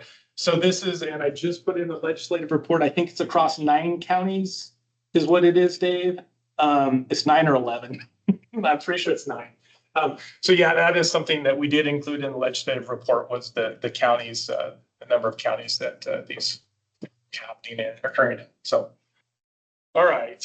So tax implications for conservation payments. I know this is something last time I was here, we talked a little bit about. There's a lot on the slide. Don't worry too much about it. First off, I'd just like to say thanks to Clint Benz for allowing me to share this slide. Also, I think one of the things I wanted to inform you all on is that Clint Benz did taught a course at Tree School, Clackamas Tree School in the spring. And this is a slide from his course. And the link at the bottom there, you can actually get the entire set of slides from his course at that hyperlink at the bottom there. So one of the key things, that first bullet, this is the part of the math that matters when it comes to whether or not a landowner may have to pay some taxes on funds received from SFISH. And I will also point out that this isn't just SFISH. This is any government cost share program out there where a landowner receives direct payment. This applies to that. So it's not unique to SFISH. But yeah, it all comes down to if there's an increase in the fair market value of the property, so the FMV. And if it's greater than 0, if it's determined that it's greater than 0, then they may have to pay some taxes on that increase in fair market value. But there are ways through that section 126, so the IRC, the federal tax code 126, to exclude some or all of that. But the other really important point is taxes, it's really going to be project specific, landowner specific, facts and circumstances matter when it comes to the taxes and whether or not they're going to have to pay any taxes on any of the funds they receive from SFISH. And the other thing that when I reached out to Clint last week, just to give permission to use this slide, he reminded me that, in his opinion, there really is a lack of outreach, a lack of understanding, by both landowners and tax professionals really on how this all works, right? And how you're really supposed to apply these rules. And, so he, of course, was gracious enough to do some education at tree school, but he is also working, I believe he has it available on his website, but he's put together some online continuing education for tax professionals as well on his website. So he's definitely helping with that outreach for both landowners and tax professionals, and basically the mechanics of how to deal with this when landowners do receive funds from SFISH or any other government grant program. Yeah. What were his comments on whether or not the value of there was increase in the capital value of the property? Because these are somewhat similar fact situations. I was wondering if you made a general statement, like, is this to a certain extent the improvement is the public interest improvement rather than a landowner benefit? Yeah, so there was a little, and I think if you go to his presentation, there's probably a slide in there, and, because it is kind of like, well, is this a regulatory requirement? Is it not? There's kind of some of those things that kind of have to be thought about as especially when it comes to SFISH. But I will say, so I have one project that's nearing completion, and kind of to be confident as they move forward, the landowners actually had an appraisal done to help make a determination on increase in fair market value. I haven't read through the 200 and some odd page report yet, appraisal, but and I don't know, maybe it's a lot of pictures, but just in conversation, in conversation with the landowner, even with, so the conclusion was that there was an increase in fair market value of $80,000. And, but the landowners indicated that, yeah, even within the report though, there was like varying opinion on whether or not there was an increase in fair market value. So it's even like, there's not even certainty, I guess I would say, doesn't even seem to be certainty on if there is or isn't an increase in fair market value, at least based on this one example that I still don't have all the information on, right? So, and I guess to frame that, to make it maybe a little bit less scary. So again, they're not likely going to have to pay taxes on all 80,000. It's going to be something, less than that, because they'll be able to exclude depreciate some of the assets. As well as, it's going to be at worst case scenario, like 30% of that 80,000, right? In terms of the tax bracket they're in. They're still working on those final numbers with their tax professional. But that's still, $25,000 that they have to, plan for. But it's still, like 4% of the project cost, which if you look at it from a cost share perspective, it's a pretty good deal. But then again, SFISH was not intended to be a cost share, a match type program. So there is that too. So probably too much information, sorry. But No, it's helpful to hear.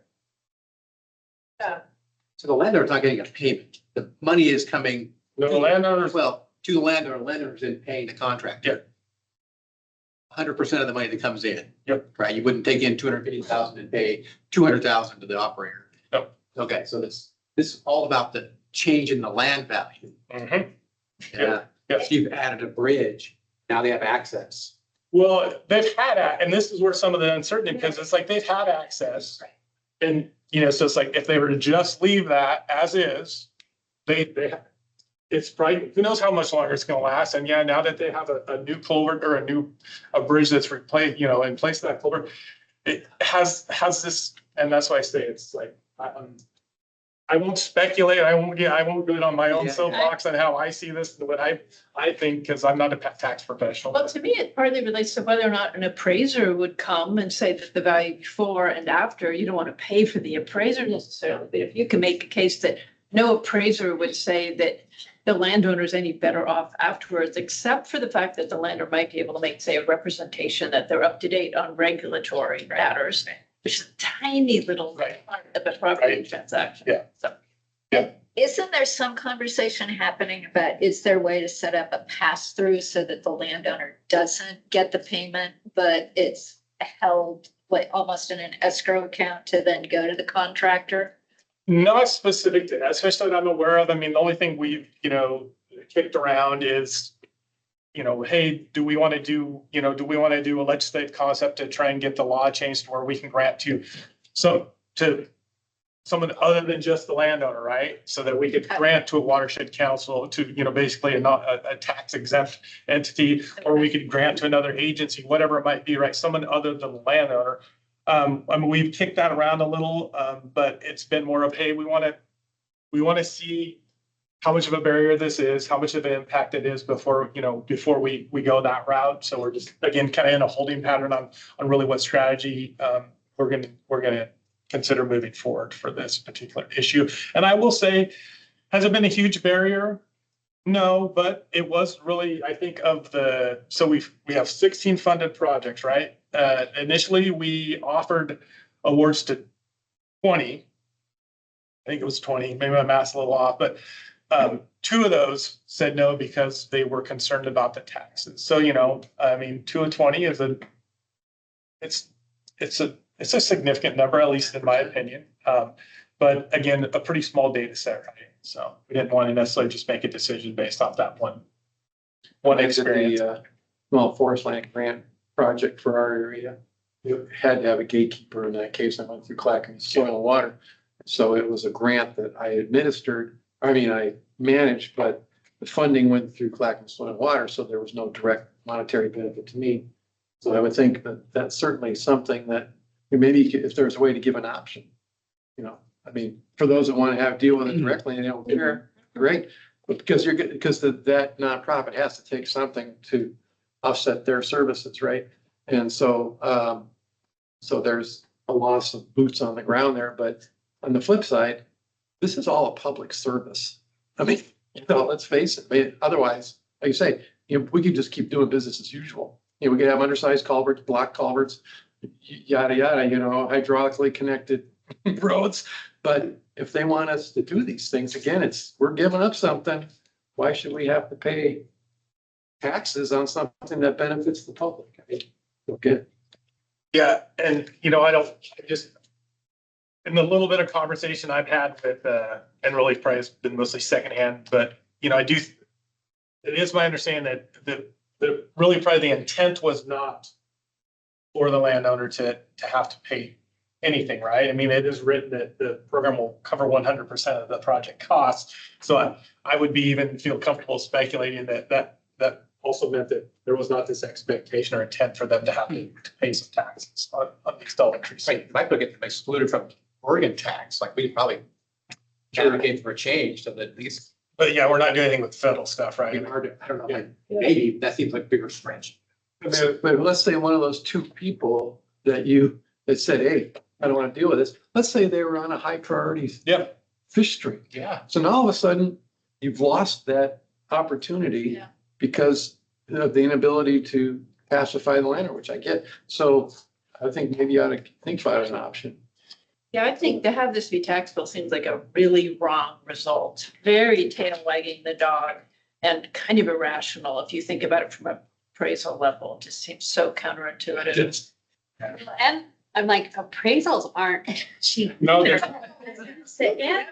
I would argue that there's very few people in the state that would know how to appraise.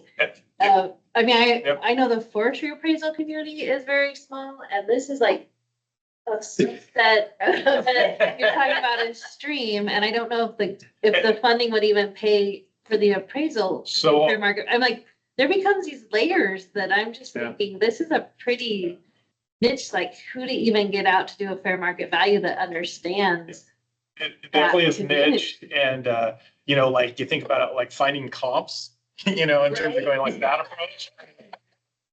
So and like say, I don't know if I'm excited. I'm interested to actually be able to sit down and read that full appraisal report and just really see how they approached it, right?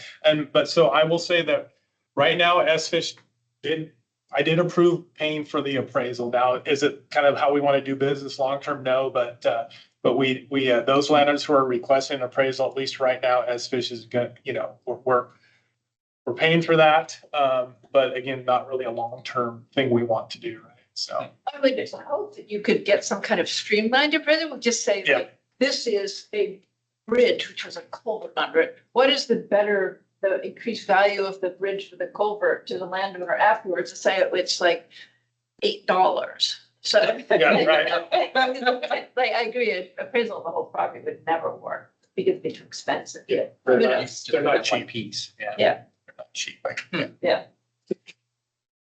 That's too bad that we have to deal with the issue. Yeah. Bit of frauds, we have people don't want to be for a change to the tax law and accept public good projects like this. Yeah. Everybody, all the communities we work in agree with that, seems like. Yes, yeah. But I mean, it's standard EFRP money is taxable. Yep. It is not just an S-fish thing. Yeah. So. Yeah. That sounds like. But you're in the room. I know, right? I know. Yeah, yeah. Could you send the link slide around the Clint Bence's slide? I started writing down that like link to his thing. And it's like, oh my goodness, that's Yeah, you're not gonna get it. the best password in the world. He already sent me his presentation, so I will make sure that it gets uploaded to the CFF website. Okay. Just because I've had issues with things being too large over email, but I'll make sure it's uploaded right away so that you guys can go.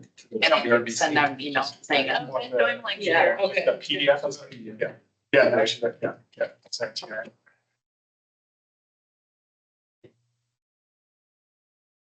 That was great. Thank you so much, Josh, for presenting. Oh, you're more than welcome. Happy to be here. It's been too long.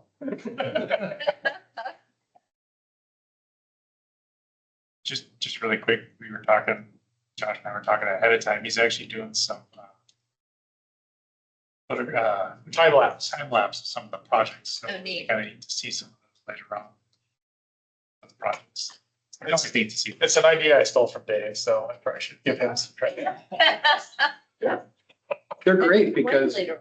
a lot of people don't understand how a big project like a bridge or a big culvert get put together. So this helps in a time lapse. Shows people, oh, that's how they do this, and that's why these cost $500,000. Right. The question was, when did you have? Next time you come. I know, Aaron. Well, that project will be done hopefully in the next couple of weeks. When's the next meeting? January. Maybe. We look forward to it. No pressure. Thank you. Yes. Thanks, Josh, and welcome. Van Dunley just joined the meeting for our next presentation, which is the update on Port Forest. Handing it over. Right on time. Yeah.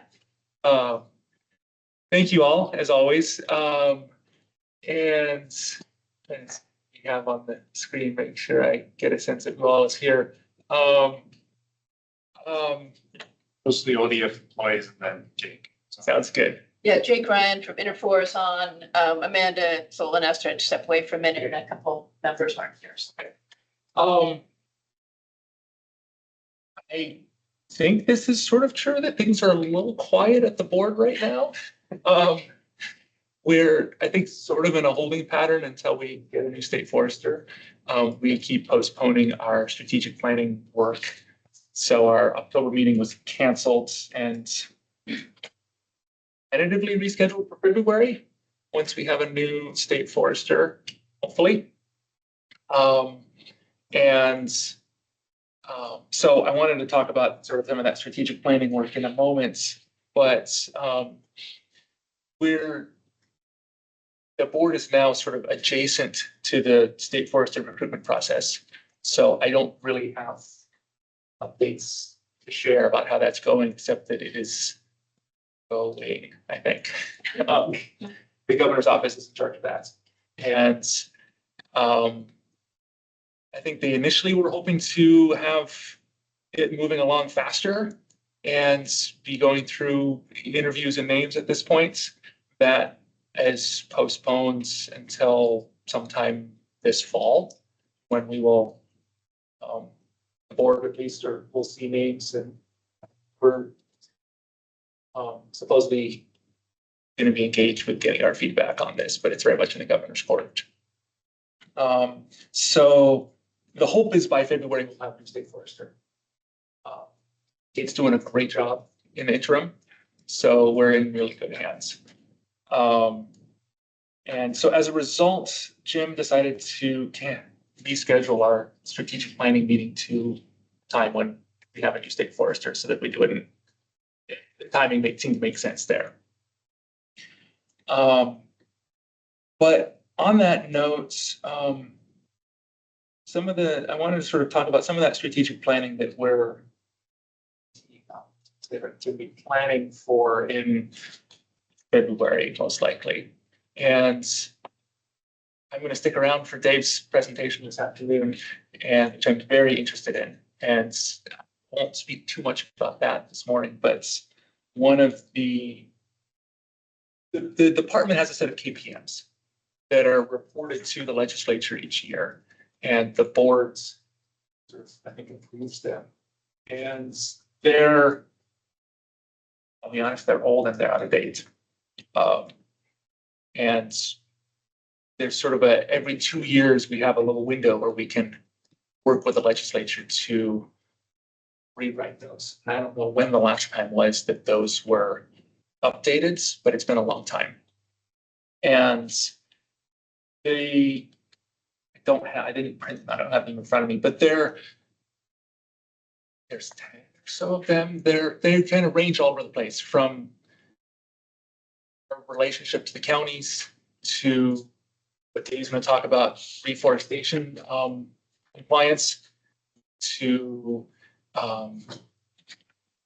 habitat quality. And it's sort of a wide range of KPMs that's supposed to really be a snapshot, be a window of how the department's doing and the service, the work that the board does. Our tools for measuring some of these are out of date, and some of them don't seem as relevant as others anymore. But some of them are helpful, like the one about reforestation, and that we're not doing so well with reforestation on private lands or small forest lands. And so we're gonna, as a board, try to take a hard look at that and propose an updated set of KPMs to the legislature for this. Next May is our window to submit that to the legislature. Excuse me, what does this KPM stand for? Oh, excuse me, key performance measures. Okay, sorry. Yeah, sorry about that. Thanks for asking. And so these are key performance measures that are supposed to be an assessment of how the department is doing in all of our different things that the department does. And so that's a big topic, I think, that we're going to wrestle with at our strategic planning meeting, whenever that happens. And I have a couple other bullet points to talk about, but I might sort of stop it there and put that out for discussion of, like, I think this is a really important thing for us to be working on and making sure it's up to date. I think it's something that I really would welcome everyone's input on. What should we be paying attention to? What should we be measuring as far as the effectiveness of the department? What should we be looking at to assess whether the department is doing its job, doing well? And so maybe I'll sort of throw that out there. If you have feedback, we have till February before we need to figure it out. But I think that's a really interesting question, and I welcome your thoughts and feedback on. So is it the department's job, or so they're sort of different levels, right? And there was a time when when the board was using performance measures to measure how Oregon's forest doing, kind of like, species, habitat, red light, and economy on yellow and whatever. So that was one level they were working on. And then there was legislative key performance measures, which probably were around department performance. And then there'd be like state forest performance measures, and how is the state forest program doing? So are you guys working on just the middle layer? I think, yes, it's the legislative performance measures, but they kind of encompass all of what you just listed. There are some that are tied directly to state forests. There's some that are tied directly to habitat. There are some that are tied to, a compliant rule compliance. I think they cover a wide range to try to cover all of that, but they are the legislative performance measure that we don't own them. The legislature does. We have to ask them to change. Right.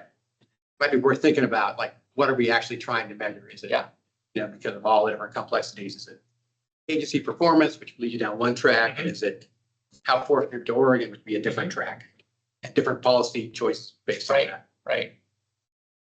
I have a question about how this links to the strategic planning that was done and coming up with a vision, and how these legislatively mandated, as I understand it, performance measures link to that, because there wasn't much discussion, as I recall, at the time the vision was being put together about these specific deliverables. Yeah. So how do they fit together? It's a great question.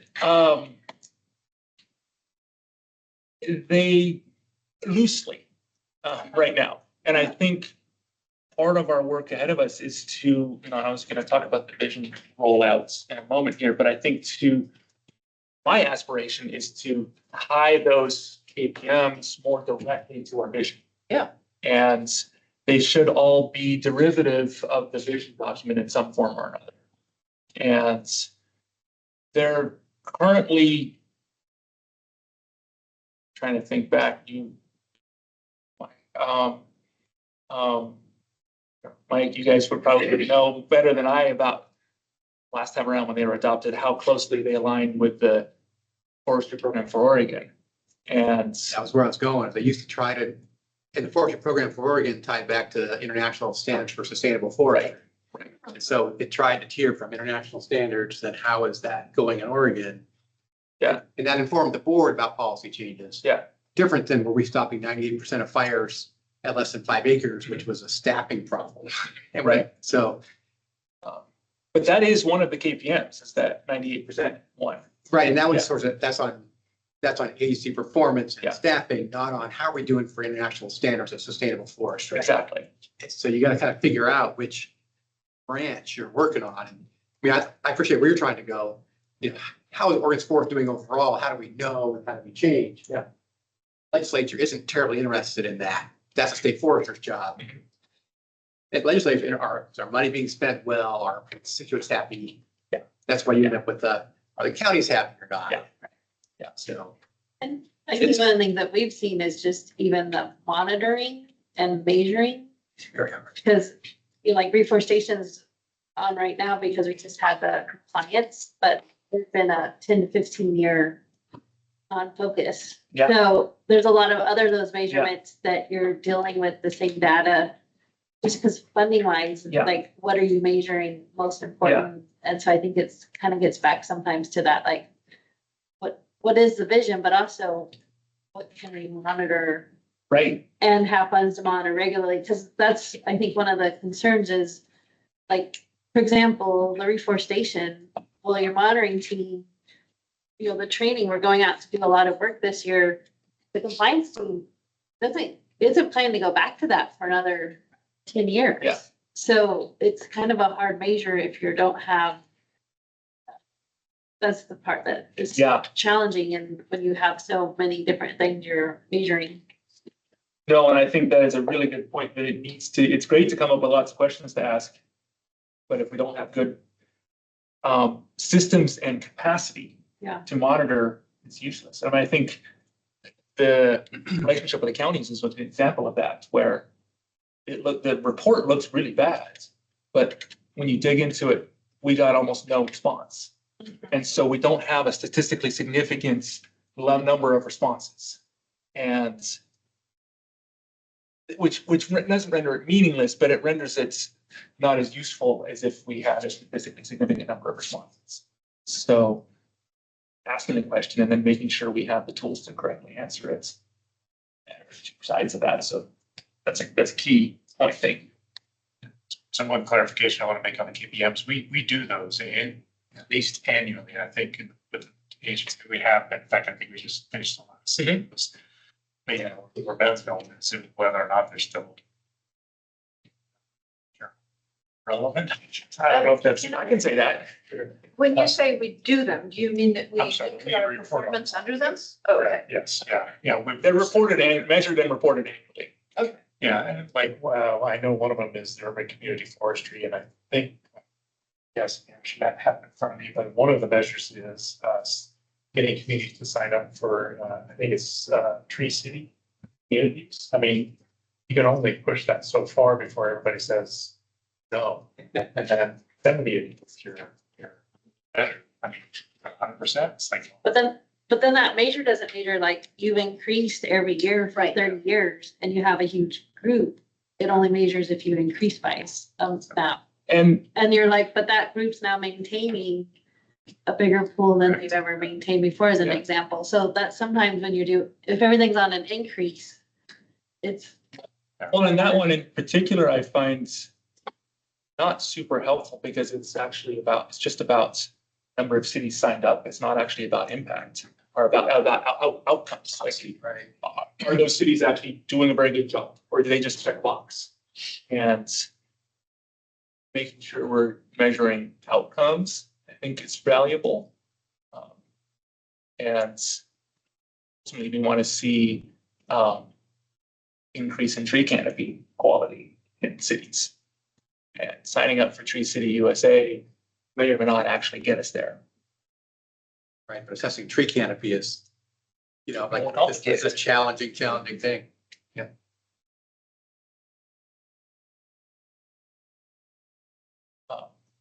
Anyone else? I mean, some are useful, like are you stopping 98% of fires at less than 5 acres? That one, if you're not, that's a policy goal, you can work on solutions. Yeah. And so there is validity to working on it. But I think in that respect, also, we have once in the last 15 years met that. And so then and so it raises the question of, is 10 acres or less the right measurement? Or should we say, is it 100 acres or less? What is that realistic yet achievable threshold? And from an impact on the ground, from a cost perspective, is there a difference between 10 acres and 100 acres? I'm not sure. But I think it does provide a platform to have that conversation versus nothing that don't have any reason to bring it up. And if we consistently aren't meeting it, either we're set the threshold wrong or we're not prioritizing it. Right. It seems like there's also a tie-in, like you think about, like this morning we heard, Senate, some of the different Senate bills, like I think it's 762, how much rolled out of that. So like a lot of direction. And then that's a whole nother thing you have to track and report back to legislation. Like the landscape resiliency program, that's a multi-agency, that's going to be a huge effort to track. And so it's also, I think, that opportunity to look and see, like, what is it that the department has also been charged with in the last several years that are like big programs that are also already having a lot of effort into tracking them. To me, one of the crossovers seems like the landscape resiliency is another one of those layers that you would want to look at. Yeah. I bring it Jennifer because she knows much more than I just know the like bullet point. So, but there's a big amount, in my understanding, getting set up for monitoring, which is a cross agency for landscape level. Yeah. Ben, where would the board be in trying to establish some type of record and history of the ownership change in forest lands? In that, I see more dynamics going on today, even large tracts all of a sudden knowing the people outside of our state. Yeah. Unknown. What have you done with the littler land? And I'm sure that's a complex process, but it's something that we could look at for realistic input. That's super interesting, because then if it's all being transferred from SFOs to industry, that's a trend that we could look at and talk about and work on. It definitely influences what goes on the ground. Yeah. In the simple form, I'll put it in, when you turn the management forest lands over to the bookkeepers, it's another philosophy. Changes. It changes. Yeah. Right, and there's policies that could affect that. So that's a super one. Yeah. I think Katie had something up here. Capturing PPMs and landowners involvement in financial assistance. This is telling heads teams for to move the dial. Number of landowners educated, assisted, can't move down, as a person. Just something for her now. Oh, interesting. That's a great point because, right, one of the current KPMs is number of certified acres, which is not something that ODF really, yeah, you're right, we don't have a lot of impact to move the dial there, but signed up for assistance is, thank you, that's, Yeah. Sorry for jumping in here. Go ahead. Sarah Yeah. just messaged me on the side and was like, we're having this conversation. I was like, oh, I'm gonna hop back in. There's something I've thought a lot about because I work on the KPMs for our team, which is KPM number 7, where we're reporting the number of acres of industrial and non-industrial forest land that are certified through SFI, FSC, Oregon Tree Farm System, the Forest Stewardship Program plans that Cassara referenced earlier in her presentation, and ODF Forest Stewardship Agreements. So some of those are relevant for our programs, especially the Forest Stewardship Program plans. We have direct control over that program and how many acres we don't control the funding level, that's out of our control, but we do control the implementation of it and reaching the landowners. And something that we are already reporting and trying to get better at being able to capture all of the activity that we're doing is number of landowners assisted and number of landowners educated. Those are like the 2 standard ones that we use for a lot of the USDA federal programs. And so I don't know how relevant that is for the KPMs, but that's something that I've thought about. That would be a consistent metric that we're already trying to capture for some of these other programs. And if a landowner is getting enrolled in one of these programs, they have to have some level of base forest management plan to be eligible for the program. So it's indicative of kind of what they're getting at with those other certification metrics. That's a great Yeah. point and Thanks, Katie. super helpful. So that's interesting. Is it for the board, like what Katie's saying, that measures the agency performance, getting people signed up, and the other one measures better measure of, how many of Oregon's acres want to comply with forest laws. Your SFI or FSC, you're promising to meet Oregon forest laws. So it's you're measuring 2 very different things there. Yeah, and I'm trying to think of the outcome. I think measuring assistance, that's actually measuring work that ODF is doing. And so you can even take it one step farther and probably think about sort of the SFO office and number of touch points, number of engagements, conversations. I feel like if you're talking to a whole lot of landowners, that's better than if you're talking to a few landowners. Agency very, very helpful. Yeah, I wanted to say, I appreciate your comment, Katie, partly because it links into what we were talking about earlier, I think, before you came in, which is the extent to which this committee can be saying like these programs are really important, they're a commitment to small forest land owners, and just sort of saying that it's important to us that they be funded. So in terms of if these are legislatively mandated performance measures, this is a way to say back to the legislature, yes, and these are being utilized. So having some metrics on the points that Katie's raising would be useful for that too. Yes, absolutely. And I would also argue that, the federal grants that we receive, that's the majority of the programs our team manages. There are state ones also. The majority of that funding is going to our funding foresters to provide technical assistance to landowners. And a smaller portion is going to the actual financial assistance, because most of the financial assistance landowners receive is actually from the federal agency, and we are just that technical assistance provider. So if it's more of a reflection of ODF's performance in this space, then to me, metrics that reflect that technical assistance would be appropriate. Yes, could you partly say though that part of the benefit is leveraging available federal funds to the extent ODF's metrics allow it to then acquire federal funds in terms of the grant funding of programs? Mike is saying maybe. Anyway, I'll turn it back over to Ben. Yeah, I think it is. Like the forest stewardship piece, definitely the more we do of that.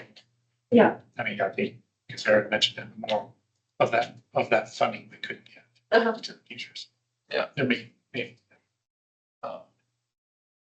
these are all, I think another service that is uniquely the department the forest health and the continual monitoring.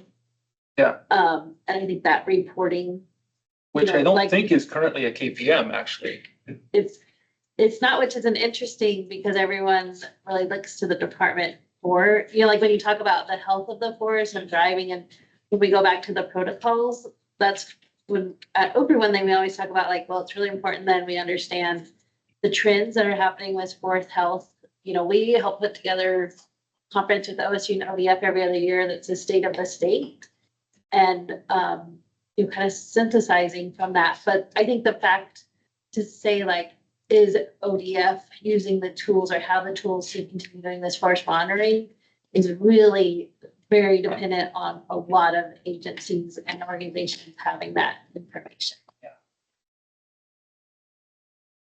We just heard that this morning with the Douglas fir. Right. Before to die back in Mhm. Oregon. So, if there was a way to digest that information regarding forest health, disseminate it to the landowners so that they're aware. Yeah. I mean, of course, they can look out their window, but there may be something, Yes. there may be something coming their way that, oh geez, I gotta prepare for this. Yeah. Like the ash borer kind of thing. So Yeah. if there was a way to distill down in a simple graphic, whether it's a map or whatever, okay, we've got fir borer issue here, drought here, emerald ash borer here, whatever it is. And I know they've already are doing that, but if there's a way to get that out more easily, it'd be helpful. Yeah. Yeah, I think there is a KPM for forest health. It's 5. I know Christine Buell does that every year. Right, I mean, I get her report every year, but is that, But I don't know, I don't know what it measures. This is damage to Oregon forest from insects, disease, and other based on reporting without significant damage, mortality. That's not area, certainly. Still got about a baseline program. That's, That one, I think, is a really key.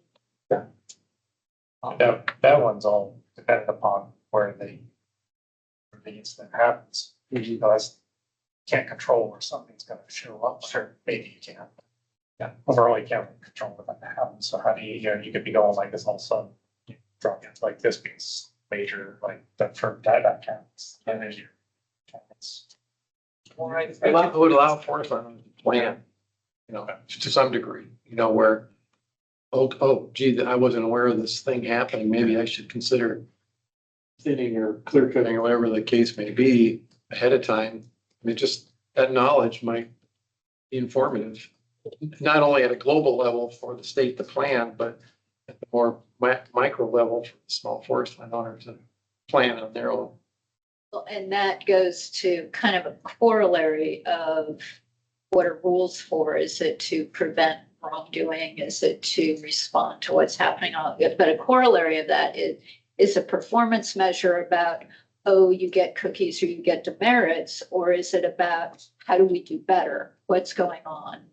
And what would be better? Because you're right, if suddenly there's a die-off, it's not necessarily that anyone's done anything wrong. But how do we respond? We don't know how to respond without the information. So we need the information, but it's not necessarily about cookies or demerits. Another thing I've been thinking about too, is going to the climate smart forestry that ODF is undertaking now is a way to help to disseminate information about that and raise public awareness about it. Because to me, it's a very important and you're doing a good job.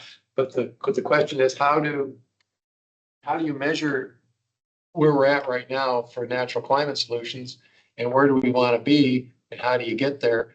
There are ways to do that, and also then you can report upon it so that people can get more interested in enrolling in that or taking advantage of that program. Because otherwise, I don't see, other than those that are well versed in this whole thing, how that they even know about it. Right. So I don't know, but that I haven't seen a real metric other than on for example, carbon storage and sequestration, but the climate report that I think ODF has put out in the past, where they'll estimate by county, how much that county sequesters per acre or whatever it is. But it's a lot of this stuff's kind of meaningless to the common person, And so is there a way to take that information and redigest it so that when you put it out to somebody, oh yeah, I'd like to be a part of that. think one aspiration that I have is, and I think going back to sort of your comments about do we have the capacity to monitor this is fewer KPMs is probably helpful. But trying to come up with a couple discrete KPMs that really are indicators of much broader things going on in a couple different areas. So trying to figure out how do we streamline down to fewer KPMs that are really representative of trends. And I don't have an answer to that, but this is all really helpful to think about. I just also want to encourage, I think it's really important that the board, just like Katie's comment, encourage you to talk to the people who are currently gathering KPMs to ask them. Yeah. What are they able to provide and what do they struggling with? I think that's, again, giving the staff the opportunity to have input on those KPMs, because they obviously have a lot of thoughts too. So I appreciate that, but Very just much a so. note to, there's probably people who those are a big part of what they're trying to continue to provide. Well, I think this is ultimately going to be driven by the department. I think the department's going to bring us a set of recommendations for updates to this. And so hopefully those lines of communication can flow upward to get that in front of the board. Because I think I have some thoughts and ideas on it, but I think the department is going to bring to the board a set of proposals. On line of Gary's thought, the Department of Land Conservation has information on forest land conversion to different uses that I appreciate them having it. That's important. Yeah. But I think you guys could have that as well as part of your KPI. I'm a huge proponent of that as a KPI of It's already loss of measured forest there. lands. Yeah. And we had a session at the board recently where we looked into that, and we don't currently have very good ways to measure it. That's what I'm trying to say, though. I think. Well, DLCD doesn't really. They come to either. your They meeting and were stuff. presenting it. It's there's a handful of different data sets that all get around the edges of it. But reporting. Part that of it would be is really the important. slow, like FIA in like a 10-year. And, like updating. And so some of that is like, we see a trend in the last few years, but it's hard to catch up with the data and so that's part of what people, are having conversations about is like, how do you capture, you're glad for long-term data, but then how do you capture newer trends that uses long-term data? It's also notoriously hard to measure. Yeah. Because from a satellite image, you clear cut and or land conversion looks the same. You have to wait 3 or 4 years before you start seeing little green dots in there to know whether it's one or the other. Put a house on it or not. Right. It's notoriously challenging. Does the department itself gather all this data and then analyze it, or do they subcontract out some of this work, or how does that work? It's all in-house. I'm just wondering, the reason why I brought that up, so I'm just wondering, because I've been involved in studies where we'll retain, for example, Department of Geography at PSU to do a particular study. Of course, I think I get paid for it, but they can access a lot of things, and they've got, maybe some other ways of getting information from the counties, on development and that sort of thing. So I'm just wondering if there's any merit in. I think the hope and aspiration is that these are relatively easy to report internal KPMs that the department can, with a minimum amount of work, put together a report. And I'm looking to you, Mike, you're intimately involved in all of this, but the more complicated we make the reporting, the harder it is to get a good annual report. That's what I'm suggesting. Is there a subcontracting option where you don't have to burden anybody here on the department, you just have to lay out some cash? Maybe get a. But I think we're running out of that. But you're still paying, you're still paying your department to do this work. Well, there's that. And the other thing I suppose we can look at it also is just up and coming technology as well.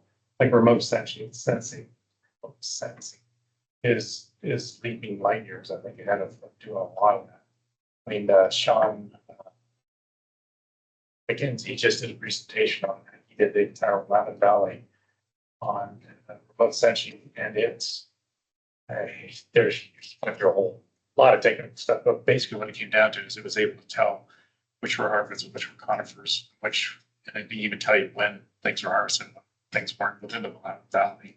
So basically, he'd have a pretty good idea of what is forested and not forested. Pretty soon here in Willamette Valley itself, whether or not it's a pine even and a fir. I think it's getting to that point where you even can't quite tell the differences in hardwoods, but at least you can tell the difference in pine. And it has to do with the lights that sure off the top of the canopy. So to answer that question, yeah, it might be able to contract it down soon. I don't think it's there for the entire state. It's getting there, I guess, for both sense. Rather than waiting for photos to come out, waiting for people to do analysis. You can do a quick one like that, but it's only as good as the technology.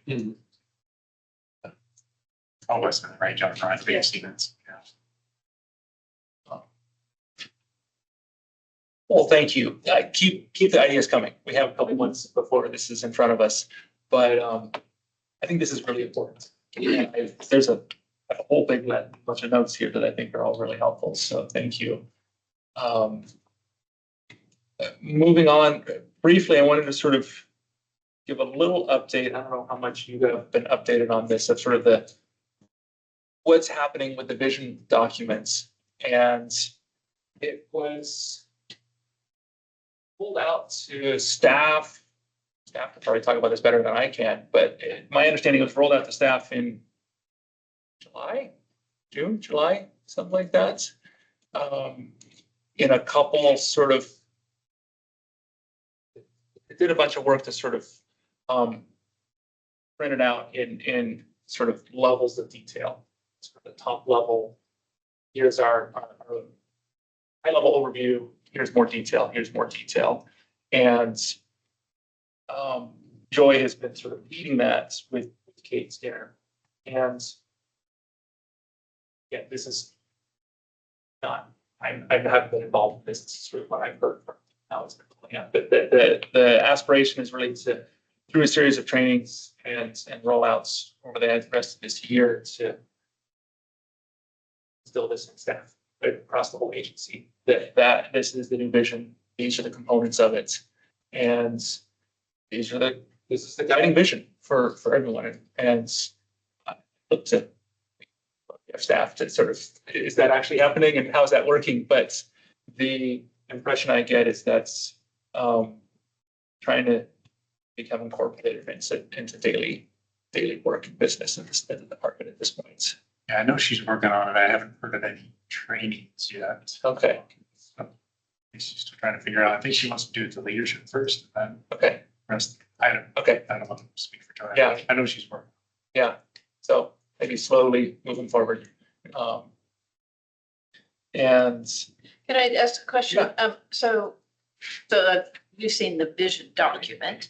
So when you're talking about this next phase you're describing, is it like taking particular sections of that document and sort of expanding it to be more precise? Because you remember at the beginning it was like objectives and metrics would come next. So I, again, don't want to get over my skis here, but what I'm referring to right now is taking the document, not changing anything, but just sharing it, presenting it with staff throughout the department, so that it is at everyone's fingertips. Yeah. The work of adding to it, I can speak less on that. I think we've been asking for a more clear work plan. That I think Tim Holschbach, our deputy state forester, is deep into working on that. But I haven't been briefed on sort of what that looks like at this point. So I wish I had more answers for you than I do. But I think this work around KPMs, I think, will hopefully be very, very clearly informed by the vision. And then a set of sort of work plans that should derive from all of that should be, I know Tim is working hard on that right now. I haven't got an update on where that currently stands. It's interesting to me, given the comments that have come out of this committee, because one of the main comments was, I think, when we looked at the vision, was that there wasn't much very specific to small forest landowners in it. And how can this committee make sure that when it's built out, that that kind of input ends up, that's built into the vision? Yeah. When the vision is implemented and it gets down to the level of actual metrics and the KPMs and whatever is more like the old forestry plan for Oregon, you know, had a lot more detail. Yeah. We don't want to be left out of, I guess, the comment from this committee, I would say, if you disagree. And I think part of it is that our understanding and thinking about this document has really changed over the last while. And I think it is not intended to be like the old forestry program. It is a different tool. And the work that the board ended up engaging in, and the document we came out with, was very high level. Yeah. And it's just strictly that, it was a vision. And so that work is in some levels done, although it needs to constantly be revisited and updated. But the sort of key items from that, I think, fall into other categories that have, I think, slipped from the board's purview to a large extent. And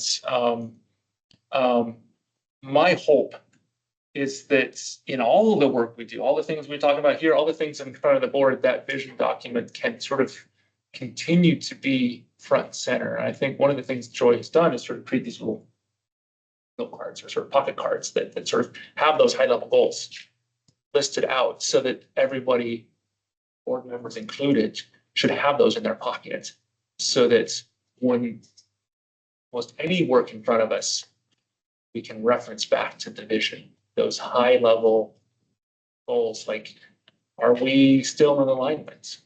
Does everything we do derive from that? Of resilient forests, resilient communities,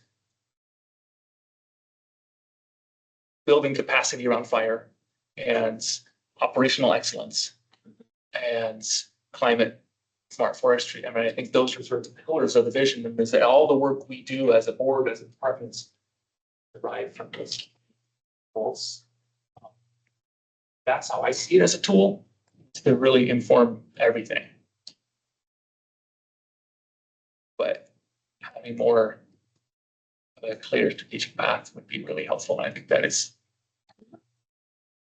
continuing to be worked on, and will probably come out in our February meeting in greater detail, I hope. Keep working on it. Thanks. I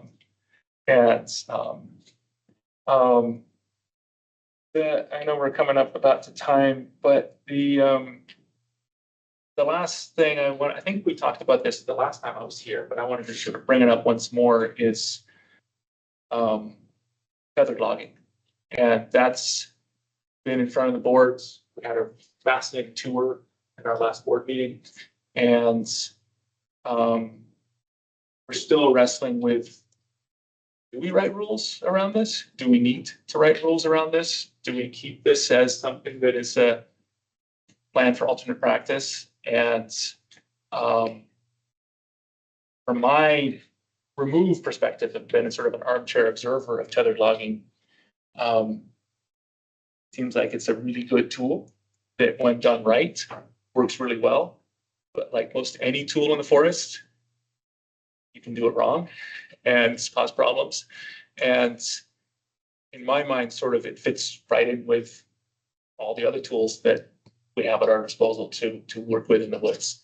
And well, yeah, I'm again open to feedback of what are we missing? What are the watch outs with tethered logging specifically? And not that anybody here necessarily has a lot of experience with that, but I don't either.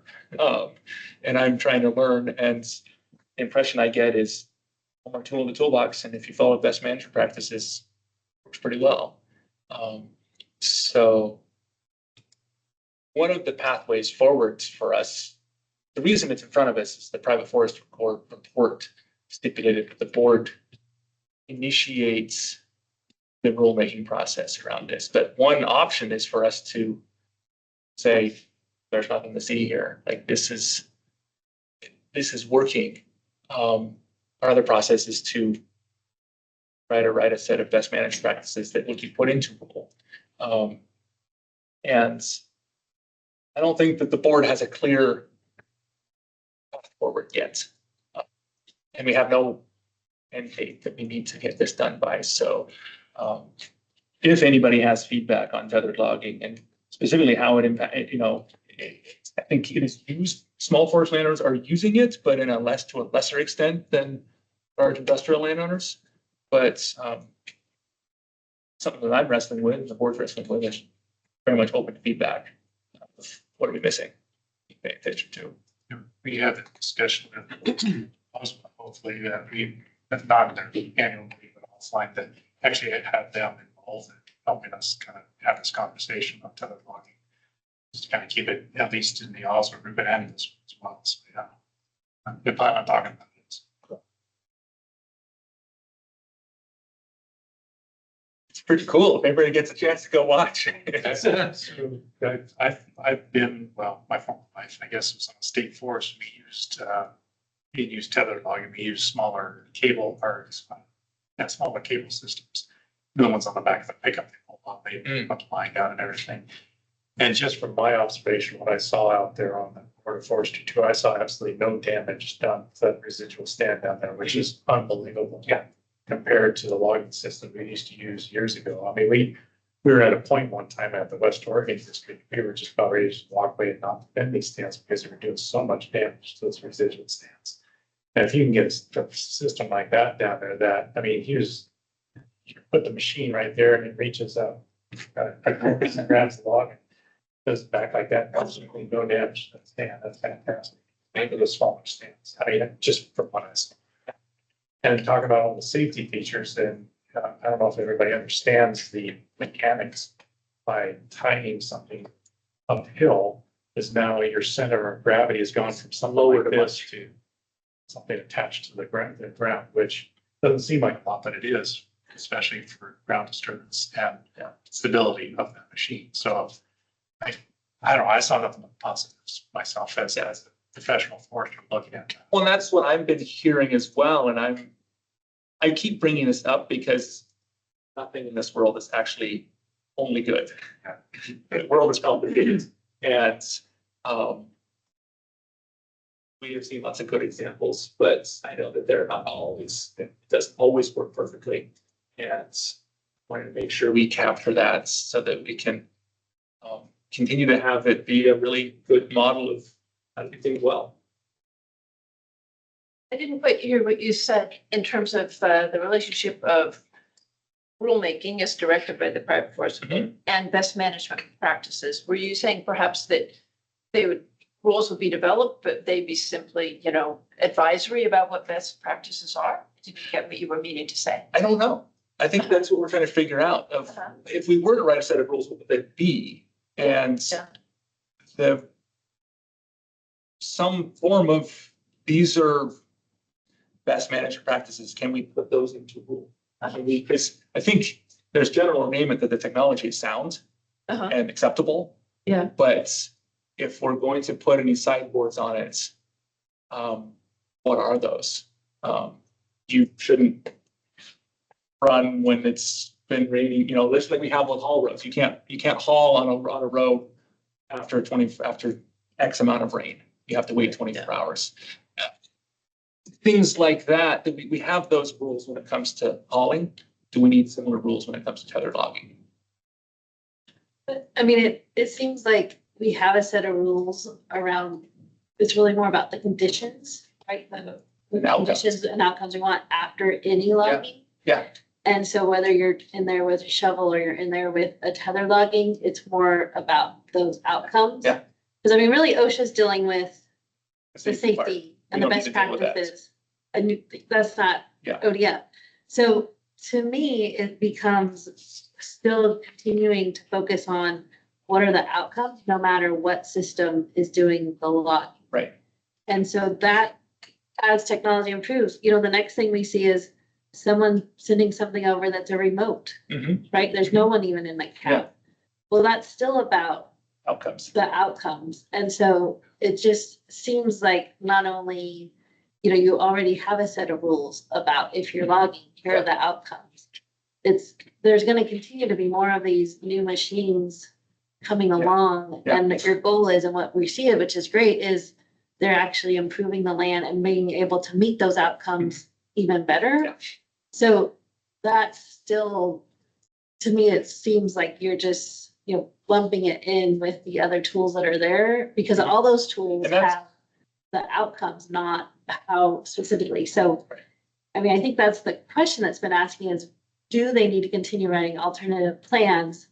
Because there's already a set of outcomes that they're meeting, whether they bring in any of the tools. This reason for this tool, because it was new, had an alternative. But it's like, has it tracked enough that those outcomes are still being met, and those outcomes would still have to be met if doing that. So I think, It's not just tether logging. I mean, I think we're gonna see more tools that the department's gonna have to do. So in some ways, this is really about outcome based, not the tool in the woods, is how I've been picturing of like, tether logging isn't the only thing that's gonna come along in the next few years. I mean, we see other countries using tools that they're sending out there that there's no operator, like, oh, OSHA, that's a fun one for you to, for them like to think about. So it seems like it's department wise, you're concerned about, as the forest practice has always been about the residual, the outcome, the health, the vibrancy,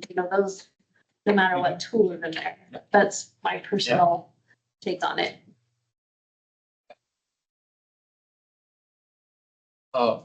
No, thank you. I completely agree. So they have a pretty simple pathway to adopting it, sort of more common practice. I think we're right at time. And yeah, I'm actually going to stick around for Dave's talk this afternoon, so I'll be here the rest of the afternoon. But thank you all, as always. Thanks for including me. And thank you. Happy to continue to engage this group for one-on-one on all of these topics. Thank you so much. Thanks Thank you. for being here. With that, I'm going to adjourn us lunch. We'll see everyone back at 1 o'clock, right? Yep, that. We could do a 45 minutes lunch like we sometimes do and make the day a little shorter. Is people okay with that? Sure. Okay, let's come back at 1:45 then. See you all again. And adjourned for lunch. Oh, two.